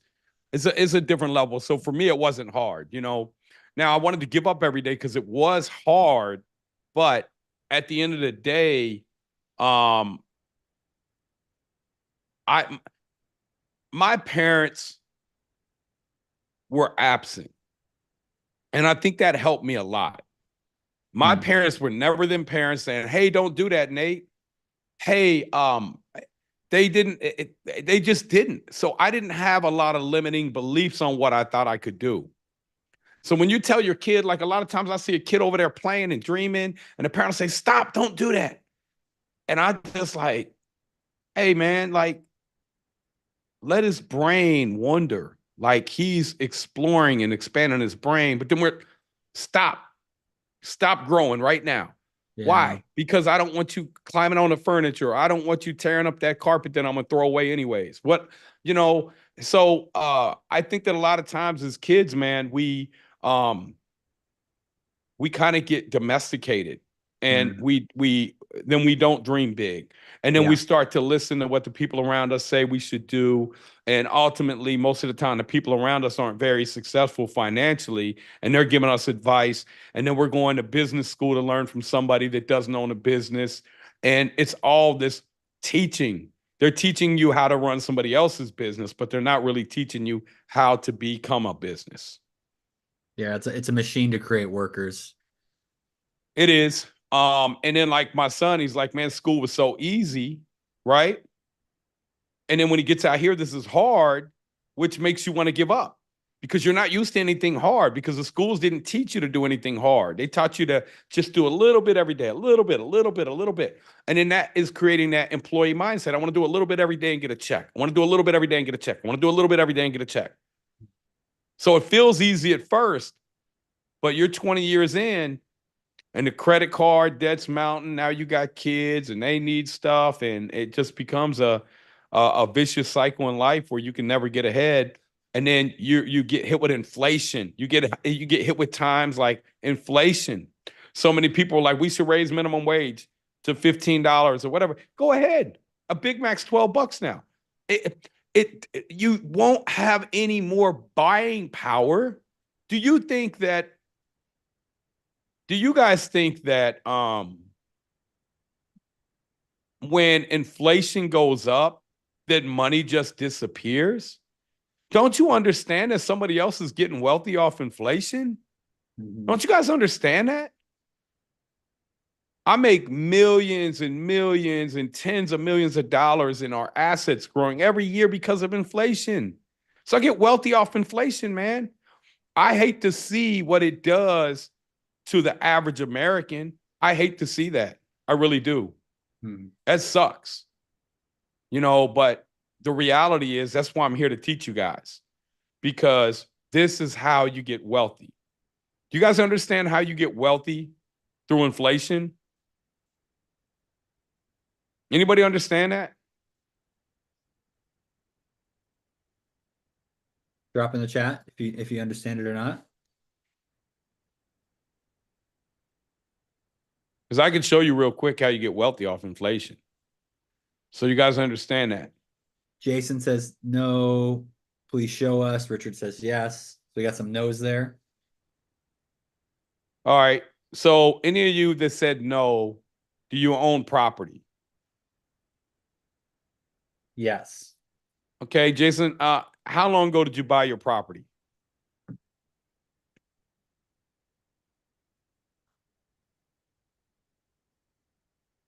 Okay, what'd you pay for it, if you don't mind us asking?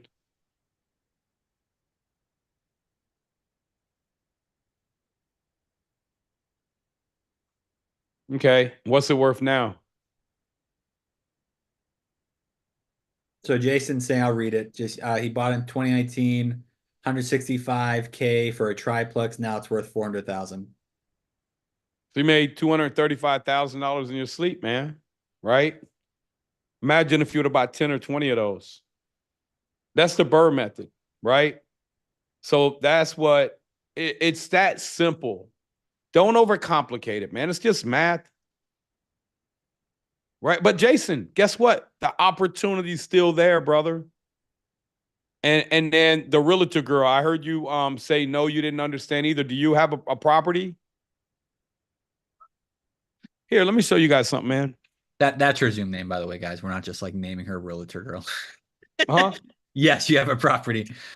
When did you get your property? And then what would you get it at, and what is it valued at now, realtor girl? 20 years. What'd you pay for it 20 years ago? 300,000. It's got to be worth $1 million now. What's it worth? Or is that what it's worth now? Okay, so she says worth 425 now, 20 years. Where's that at? What location? I wonder. Yeah, that's not a market that appreciated really well. Because here's why. If you look at a $300,000 property, and we could show you guys certainly how to find these areas as well. But if I go over here to my calculator, $300,000 property, what we teach people how to do is find these properties that are going to go up 5% a year, which would be about 1.05 to the power of 20 years. This property should be worth somewhere in the range of $795,000 if you just bought a good area, above average area. Now, I would tell you this. Do you guys think that 5% appreciation is unrealistic? Anybody in here think 5% appreciation is unrealistic on real estate?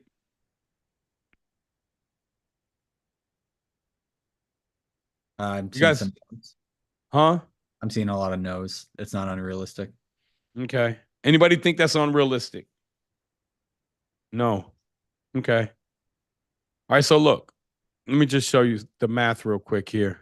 So he's asking, is this CAD value or appraised value? CAD. I don't know what CAD means. I don't know what CAD value is either. It's just okay. So look, let us know what CAD value is. So if we go back to 1963 and we look at the average median price, what was it here, everybody? What was it? 1963.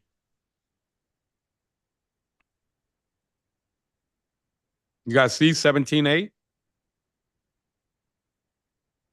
Yep, 17.8. How many years ago was that?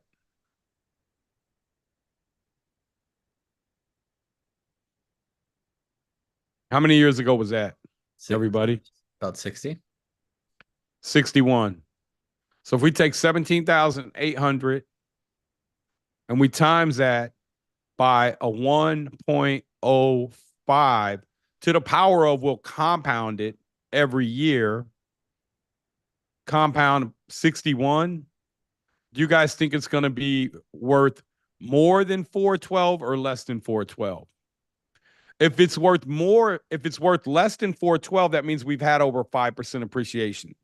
If it's worth more than 412, that means we've had less than 5% appreciation historically over time. Let me see. You guys think it's more or less, more than 5% or less than 5%? More? Mores. Okay. Okay, so let's see here. Okay. Did I pull up a different calculator? What happened there? Here it goes. To the power of 61. You guys all understand what this power of thing does, right? Look at that. 349. So we've had more than 5% appreciation every year. What's an average return that you guys get in real estate? I mean, what's an average return that you guys get investing in whatever you invest in, your 401k, buying and selling lemonade, whatever it is that you do? What's an average return for everybody in here?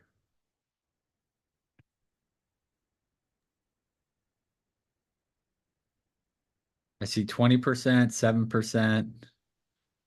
I've seen in Nevada averages 9% return yearly. So anybody that invests, like most people are going to say 7%, and that's about right. 7 to 8%. Let me just show you guys something real quick, man. So if we have a property we buy for, let's just say 100 grand, and we put 50,000 in it, okay? This is the value add part. It's worth 200,000 bucks, right? It's worth 200,000. We go borrow 75% out after we get it renovated, rent it up. It's 150 grand. We have $0 in this property. We got all our money back. Now we have 50,000 in equity. The way real estate functions, this $200,000 looks like it typically cash flows about, let's say, 7% a year. Okay, so your cash flow after your taxes, your insurance, your water, your sewage, your trash, your landscaping, your maintenance is going to be about 14,000 bucks right here. So I could probably go in here and okay, so this one here. This one, no, we're not going to do this one here. Let me go see if Caden has this one put together. So Caden has this one here. This is his first property here. He actually didn't get 2,200. He got 1,995.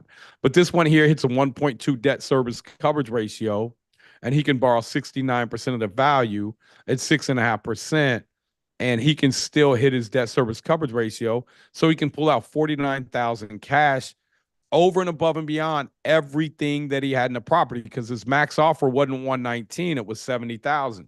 So we can do a 40,000 cash out refi, but this one property will give him $141,922 in equity. That equity pays you the rest of your life.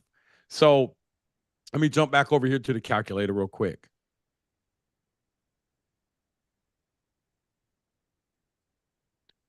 So $14,000 is going to be your cash flow. Let's say on a $200,000 property, you get $2,000 in rent. This is the 1% rule. Times 12, that's $24,000 a year. Let's say you're running a 94% occupancy. That leaves you with $22,560. Let's say out of that, you're going to pay your taxes, your insurance, your water, your sewage, your trash, your landscaping, your maintenance, your property management fee. Let's say that costs $6,500 a year. That's $16,000, right? So divide this 200,000 divided by $16,000. That's I'm sorry, I did that wrong. I'm supposed to take the 16,000 and divide that by 200,000. That's going to give you your rate of return. Divide that by 200,000, which is 8% return a year. Okay. Now, this $200,000 property, you borrowed $150,000 on. Let's say you borrowed $150,000 from the bank at 6.5%. You paid a bank $97.50. You had $16,000 coming in. You had $16,000 coming in, minus what you got to pay the bank, the $97.50. How much are you making off this property every year?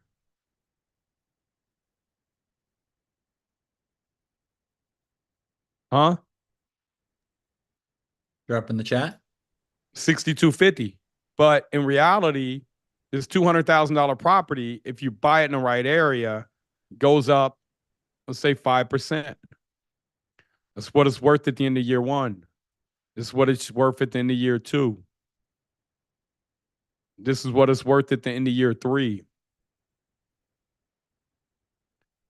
This is what it's worth at the end of year four. This is how inflation works. We just saw that this happens over 61 years. This is what it's worth at the end of year. Is this year 4 or 5? It's worth 255. So here, you made 255, you borrow 150, you owe probably 142 on it. Look, you got $113,000 in equity, plus you've had cash flow. Let's say that I can get you to 30 of these. I can get you to show you how to get to 30 of these in 5 years. You got a net worth of about $3.4 million in 5 years. Most of us will work our whole life and will never understand or get this here. And then if you do that, now you got 255,000 times 30 of these properties, $7.65 million worth of assets going up 5% a year. Look, that's $382,000, $382,500. Divide that by 52 weeks. You're making $7,300 a week in appreciation. This is not including your cash flow. And you go strip the equity out, you go buy more. You just keep stripping equity out. Every time they go up in value, you take more money out. This is how you get wealthy, man. They don't show you this stuff in school. They don't show you how to put together a personal financial statement. They don't show you how to put a balance sheet together. And the only reason that I could think they don't show you all this is because they want you to work the rest of your life. So if you understood this stuff when you were 17 or 18 years old, would you make a different decision in what you're doing in life? Anybody? Would you guys make a different decision on what you're going to do with your life? Or would you still go the route to go to college for 4 years to make 50 or 60,000 a year? The opportunity's still here. The opportunity's not going away. Our population is growing. The cost to buy everything is going through the roof. Yeah. So if you can figure out how to be efficient and do this with properties like I have. I was bankrupt 11 years ago, man. All the mistakes I made, that's what I teach you guys. You know, I got probably about 300 million in real estate. And I really stopped buying real estate about 4 years ago. Well, I sold in 22. I sold off about 600 units. And in the past couple of years, I bought maybe 800 or 900 units. I just don't care anymore. I'm in a good spot financially. I don't need to buy any more real estate. If I want to, I can, but I just want to do what I want to do every day. Part of what I want to do is help normal people like you guys become millionaires. That's fulfilling to see Jeremy was on here earlier.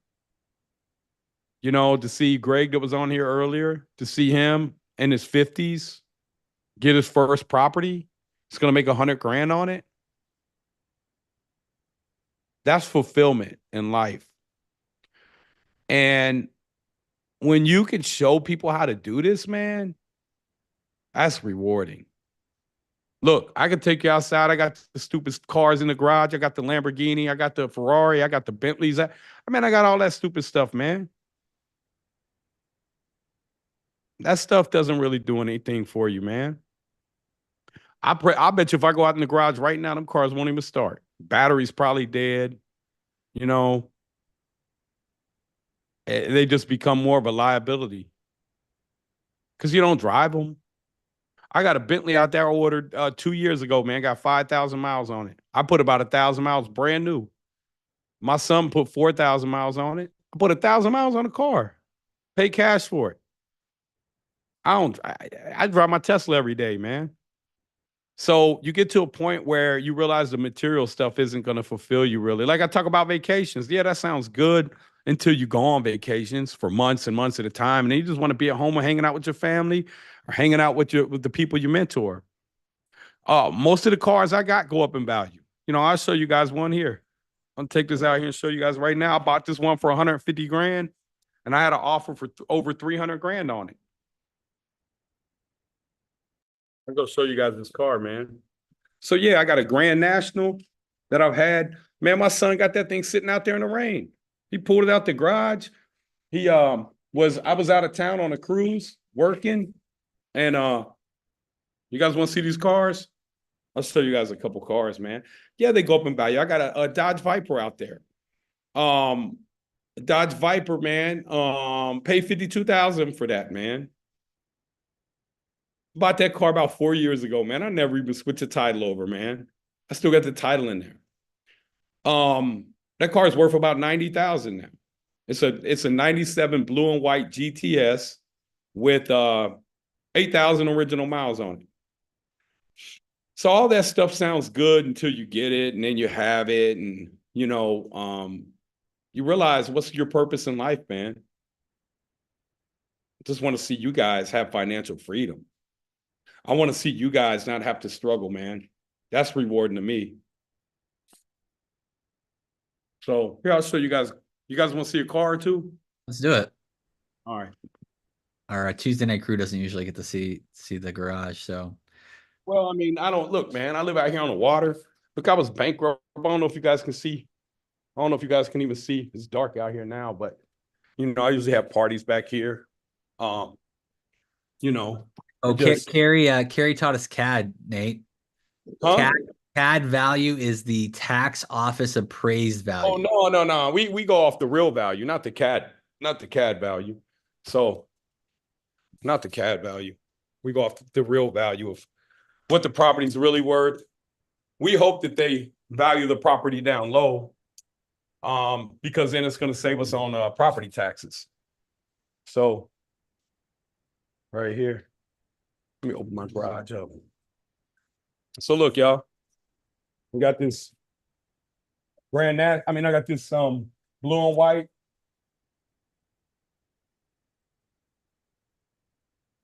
Viper. Can you guys hear me? Yeah, we can hear you. Yeah, I got this old Impala here. That's got dope. the Ferrari here. We got this Bentley. Yep. I got this Lamborghini over here. So look, talking about batteries dead. Look, 2 batteries right now. My guy got to come put in. This car here probably. Got the carbon fiber. I got 2 Bentleys out here in the driveway just getting rained on. Yeah, these cars are cool, but I mean, they don't really do anything for you, man. I don't even drive them anymore. Really. So, but look, see that? We buy houses, baby. So Signs. Bandit signs 5 feet away from the Lambo. Hey, we go put them out in the Lambo, man. But this car here got 8,000 miles on it here. 8,000 original miles here. Good, the battery ain't dead. Because the battery goes dead in this. It's got some electronic thing. It's a 97. It's like new in here, man. It's a stick, though. I hate driving it because it's a stick. It's too much. It's just too much work, man. Stick's so much fun. Yeah. So, man, like all the stuff money can buy seems cool until you got it, and then it's like, like what's life really about? Right?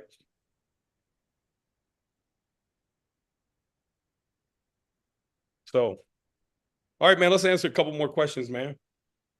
Yeah, Jason. Go hang out with the wife. Definitely. Jason asked, what do you think about renting a house with an attached ADU? I'm considering flipping it, and I'm curious about your perspective on the management of an attached unit with the house. I can't separate it without adding separate electrical and water meters. What are your thoughts? I mean, you're gonna rent it out? That sounds like that's how you make money in some of these markets is putting ADUs in there. So it all depends on a number. You know, if you could put an ADU and you could rent it out, I actually got my LA president, he called me. He has one. He's buying. He's buying it in LA. It's got an ADU.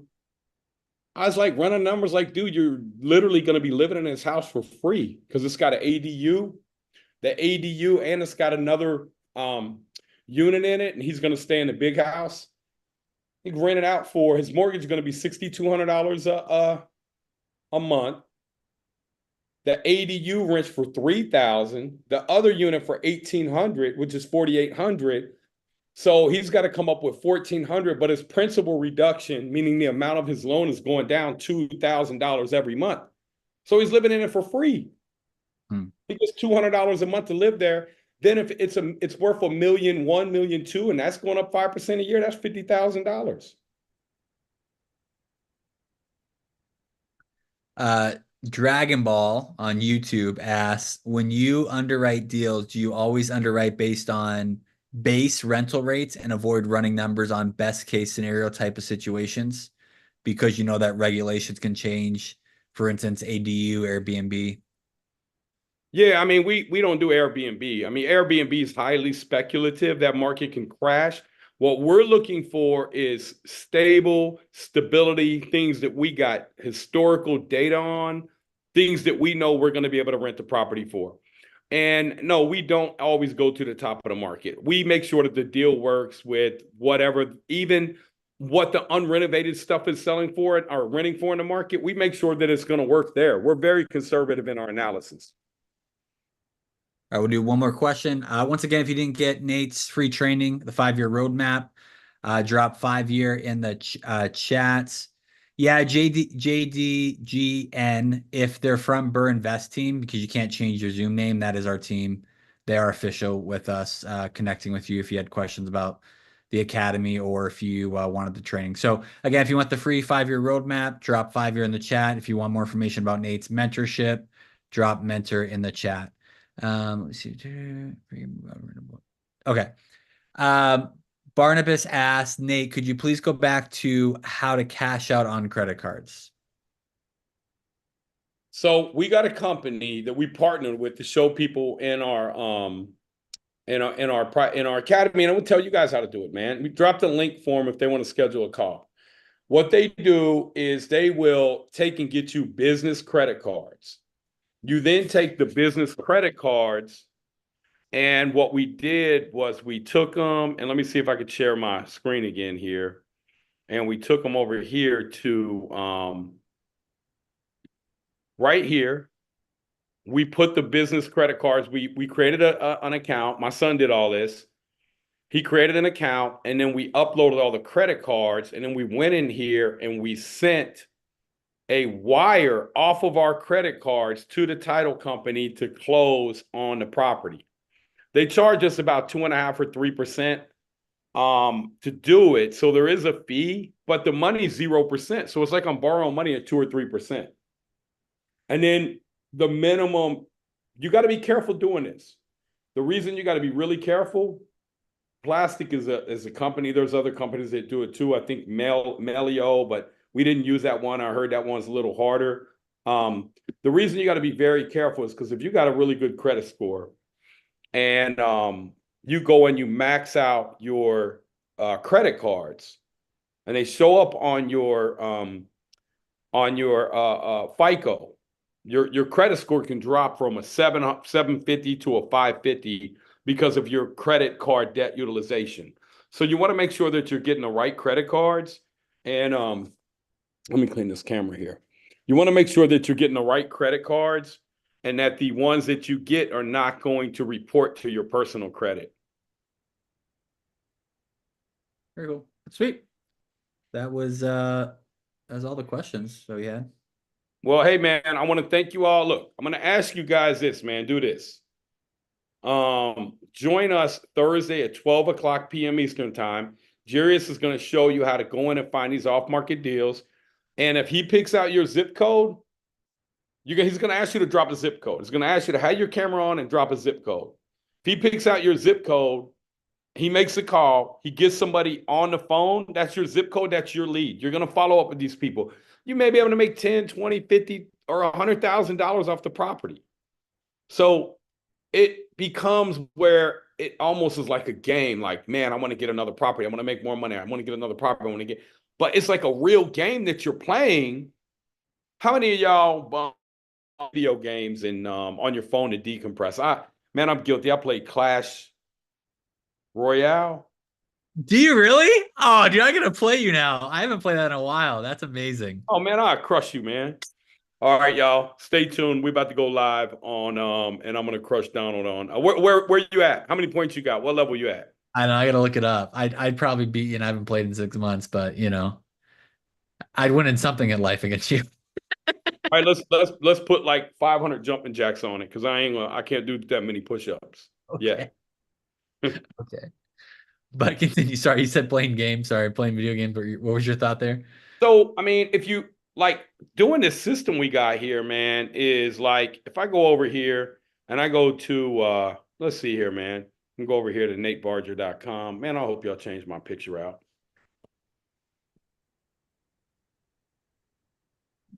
Did y'all airbrush the double chin out? So go to NateBRRRR.com. Ready, bro? Let's see. Is it the rooftop picture? I don't know. Now it's anticlimactic because your internet's not working. Yeah. Do I need to go to NateBRRRR.com? Oh, there you go. Hey! Y'all changed it out. Okay. Y'all still got a Photoshop. Now I'm in a suit. Look at that, y'all. I do own a suit. So if I go over here, thank you, Donald. So we'll go to partners here. Partners here. And I go over to right here, man. And let me see here. Get started. Let me see if it'll let me if I'm logged in. So right here, somebody give me a zip code. Somebody give me a zip code. 63125. Okay, 63125. So this is how we find properties here, okay? This is in I don't know where this is at. Look like it's only 40 houses. Okay, there you go. So I'm going to go to my quick filters. What I like to look up is I want to see who's tax delinquent. So if I go over here and I find who's tax delinquent here,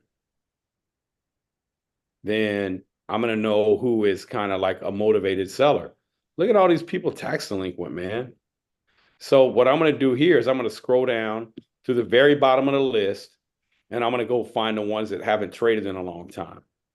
Off market, high equity, off market. So let's go to this one right here. 108,000, man. This is just in an area I probably wouldn't buy, man. There's no value here. Off market adjustable loan, off market high equity. Let's go to this one here. Off market high equity. This is who owns it here. I could start a mail campaign. I could probably usually they have a phone number on here. They own it free and clear. So I would probably reach out to them, try to pick this property up. They bought it for $64,000 in 2016. I'll probably come here and try to buy this property. I just have to figure out what it's worth. So then I would drive the neighborhood. Let me find another one. Expired listing. So they were trying to sell it. Let's see what this one was expired listing at. Estimated equity. So they only owe 24% of the 154 on there. They're tax delinquent, 42 days on market. Like, so this one is saying it was on the market, but it said it expired. So here goes this person's phone number here. If I click on this, it's going to tell me who the owner is. Here's their phone numbers. So, this is using the right type of software here. Jarius is going to be doing these calls here. Let's see, this one's worth 219. So high equity. Let's see what that may be able to make some money on it. They own it 100% free and clear. Tax delinquent for 2013 for $2,341. Estimated repair cost $32,900. Here's Ryan's phone number. the owner right here. So you can call him up, work out a deal with him. I mean, this is how you find properties. When you're going on the MLS trying to find them, it's just hard.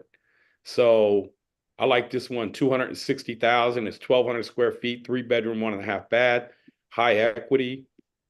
They own it free and clear. I like that house. That's an easy one to do. It's worth 260. You probably can rent this thing out for $1,800 a month or something. Here goes the guy's phone number right here. Let's see here. Estimated rehab is 42 grand. So if I could pick this thing up for 80 or 90,000, maybe 110,000, put 40 in it. Let's see what he paid for it.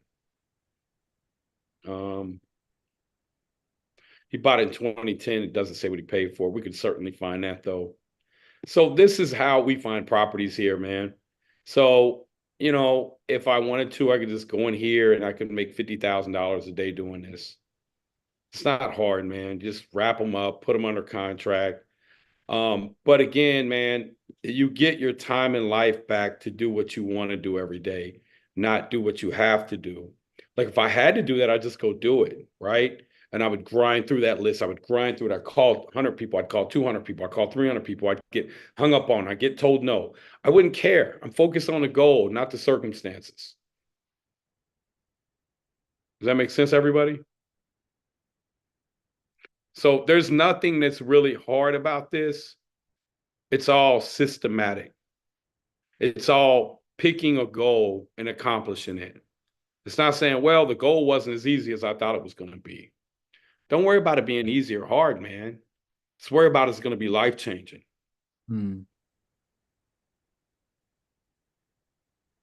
What's up, Ray? How you doing, brother? All right. Yeah, Realtor Girl. Again, guys, that's her name. I'm not just calling her. Here, let me show her how to get to it. Go over here. You're going to go back over here to NateBarger.com. You're going to see a really nice brand new picture on the homepage. Yep. So go to any of y'all. We got lenders in here. Yeah. Anybody, anything we can help. A lot of these things we've negotiated discounts, things like that. Scroll up to the top, Nate. Yeah, dude, we updated all the photos, bro. But yeah, if you go to partners, we have like a free trial for Deal Machine and like discounted rates for that. We get you a special pricing on this. We get you special pricing on this. We'll get you 2 people instead of 1. We got a bunch of like our paint discounts, amazing.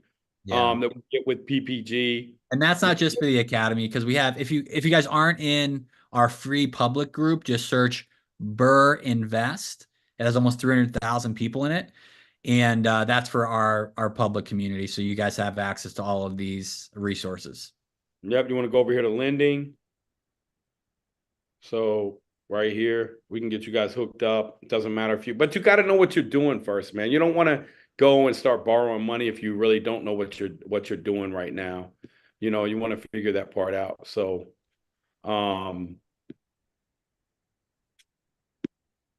any other questions, everybody? That's right here, NateBarger.com. Go to partners, and you're going to go right here to Deal Machine. Just tap Learn More, get started. It's going to log you in. We get special pricing. You're going to get some special perks with that to get in. We have trainings on this too all the time in our private group. We teach you guys how to do all this here. But how powerful is that? Like realtor lady, like give me a zip code. What zip code you in? I'm going to show you here. Realtor girl, is that the name? Her name? 95356. 95356. Okay. Look. So we in Cali, right?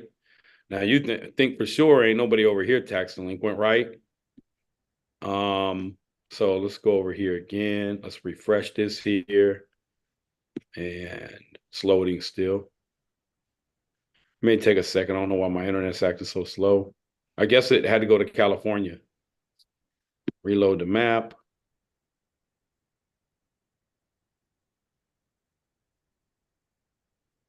It's loading. So let's do tax delinquent here.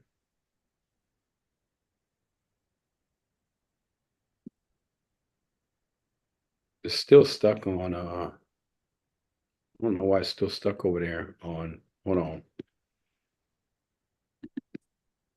It's not pulling this up. I'd refresh the whole tab real quick. Well, right up here? Yeah. Okay.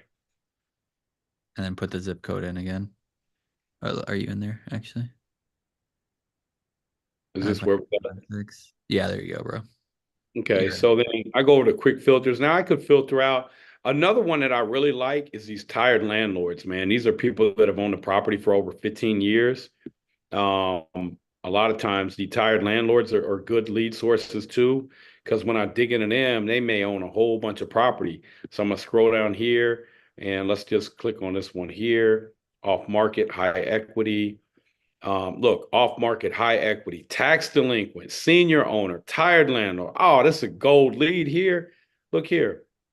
Okay, here, realtor lady, look, I want you to call them 209-869-5899. Just call them up, offer them $120,000. We know it's worth that.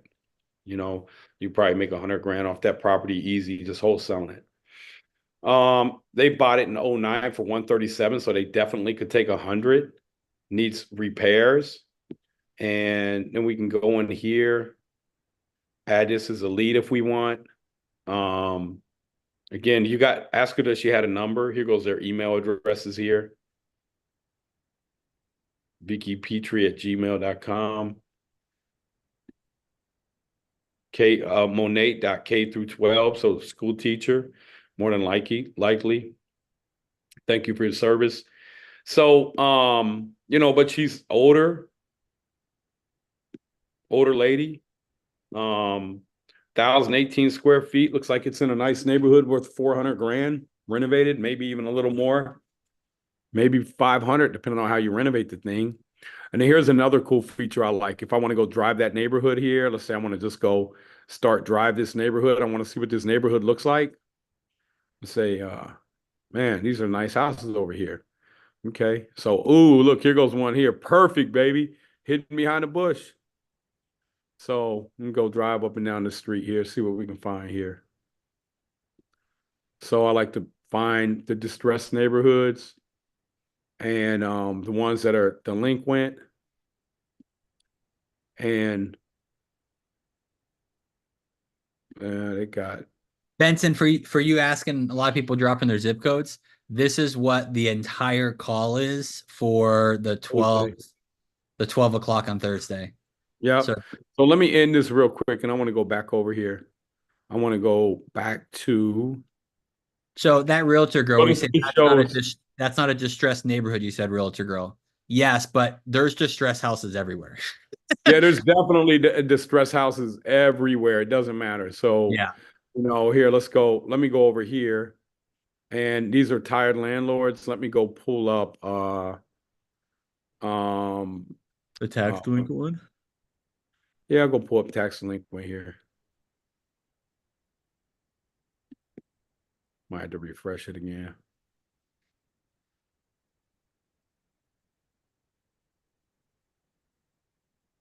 So in here, you guys think there's anybody in here that's tax delinquent in this circle here?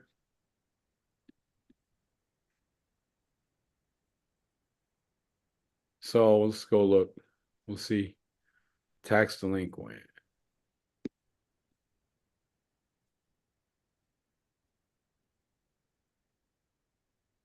Look at this here. So there's 3 of them here, 4 of them here. So let's go drive for dollars over here and look at these houses here.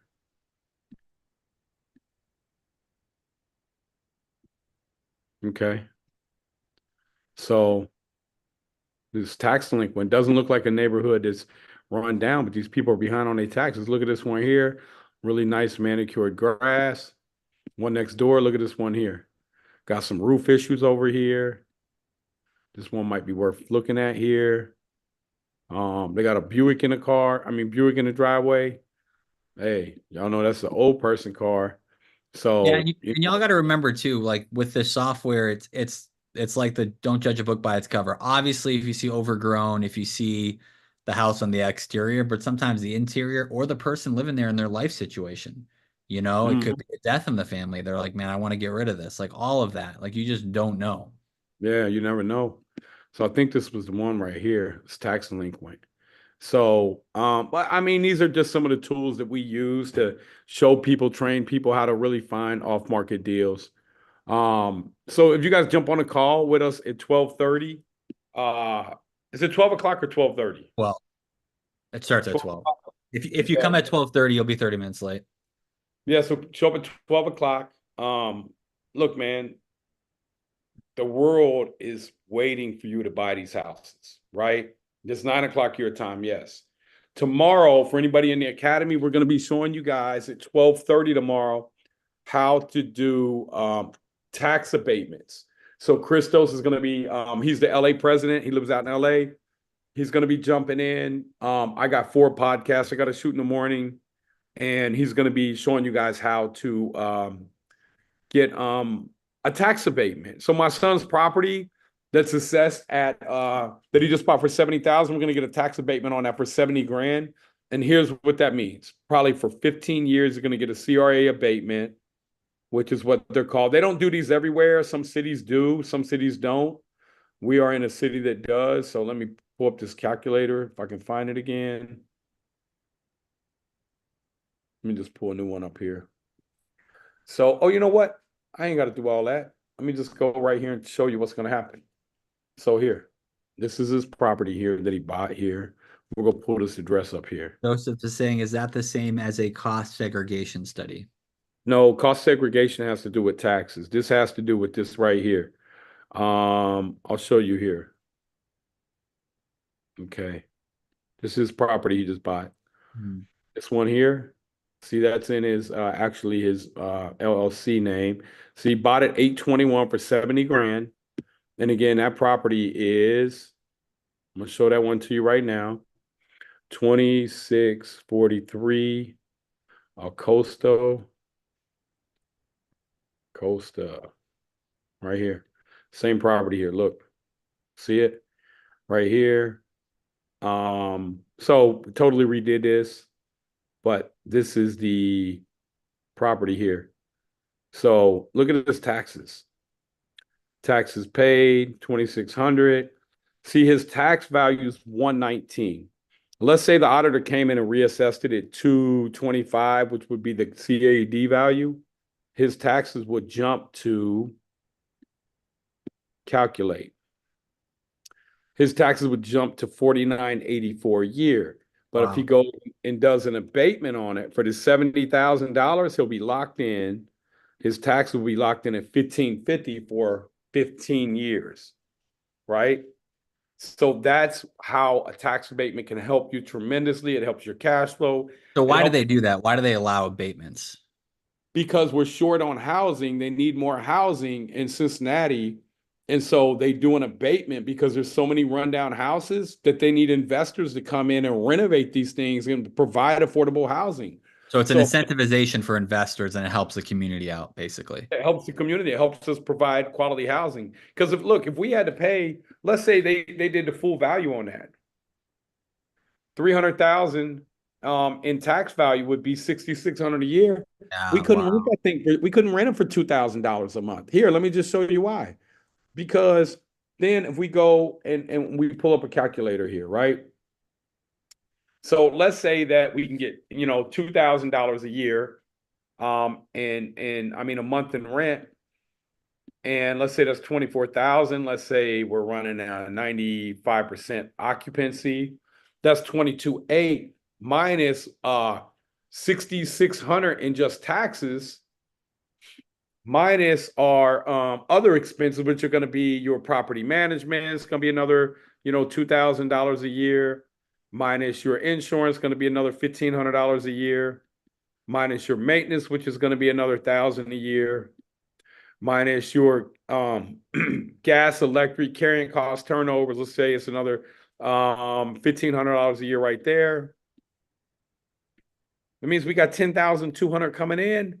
So let's say he's all in on this property for $150. It's worth $300,000, right? Let's say he goes and borrows, let's just say 65%, low value.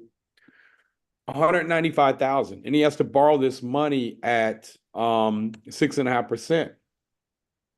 He can't, because there's 10,000 left, because the taxes ate up all the money. So he only had 10,000 left. But let's take that tax bill down from 6,500 to 1,500. Now our cash flow on that property is 15,000. Now we can service this debt. Okay? So that's why it's important to understand that any tax, and I need you guys to really understand this, that any tax on a landlord, on a corporation, on any big corporation is just a tax on the consumer. So anytime that you say, hey, man, tax the big corporations, you're saying tax me. Corporations all run off small margins. They do a lot of volume. So all they're going to do is raise the price on all the consumers. That's why a Big Mac meal is $12.99 now, right? Because we wanted to pay everybody more. That's fine, pay everybody more. But then people really don't have any more buying power because of inflation. You got to use inflation to your advantage. When you learn that and you learn how to do it, you will become wealthy in your sleep. So again, let me give you guys this 5-year roadmap if you guys haven't got it yet. And if you want to get on a call to hear about if we can help you out, like if you guys are looking for somebody to mentor you and you really want to get in here and you want somebody to help you walk you through the process, just comment mentor below. And I look forward to seeing you guys same time next week, man. Same in Las Vegas. We have a group in Las Vegas too. We got groups all over the country. It's just what we love doing, man. So Donald, thank you for hosting. Hey, we love you guys, man. Y'all have an awesome day.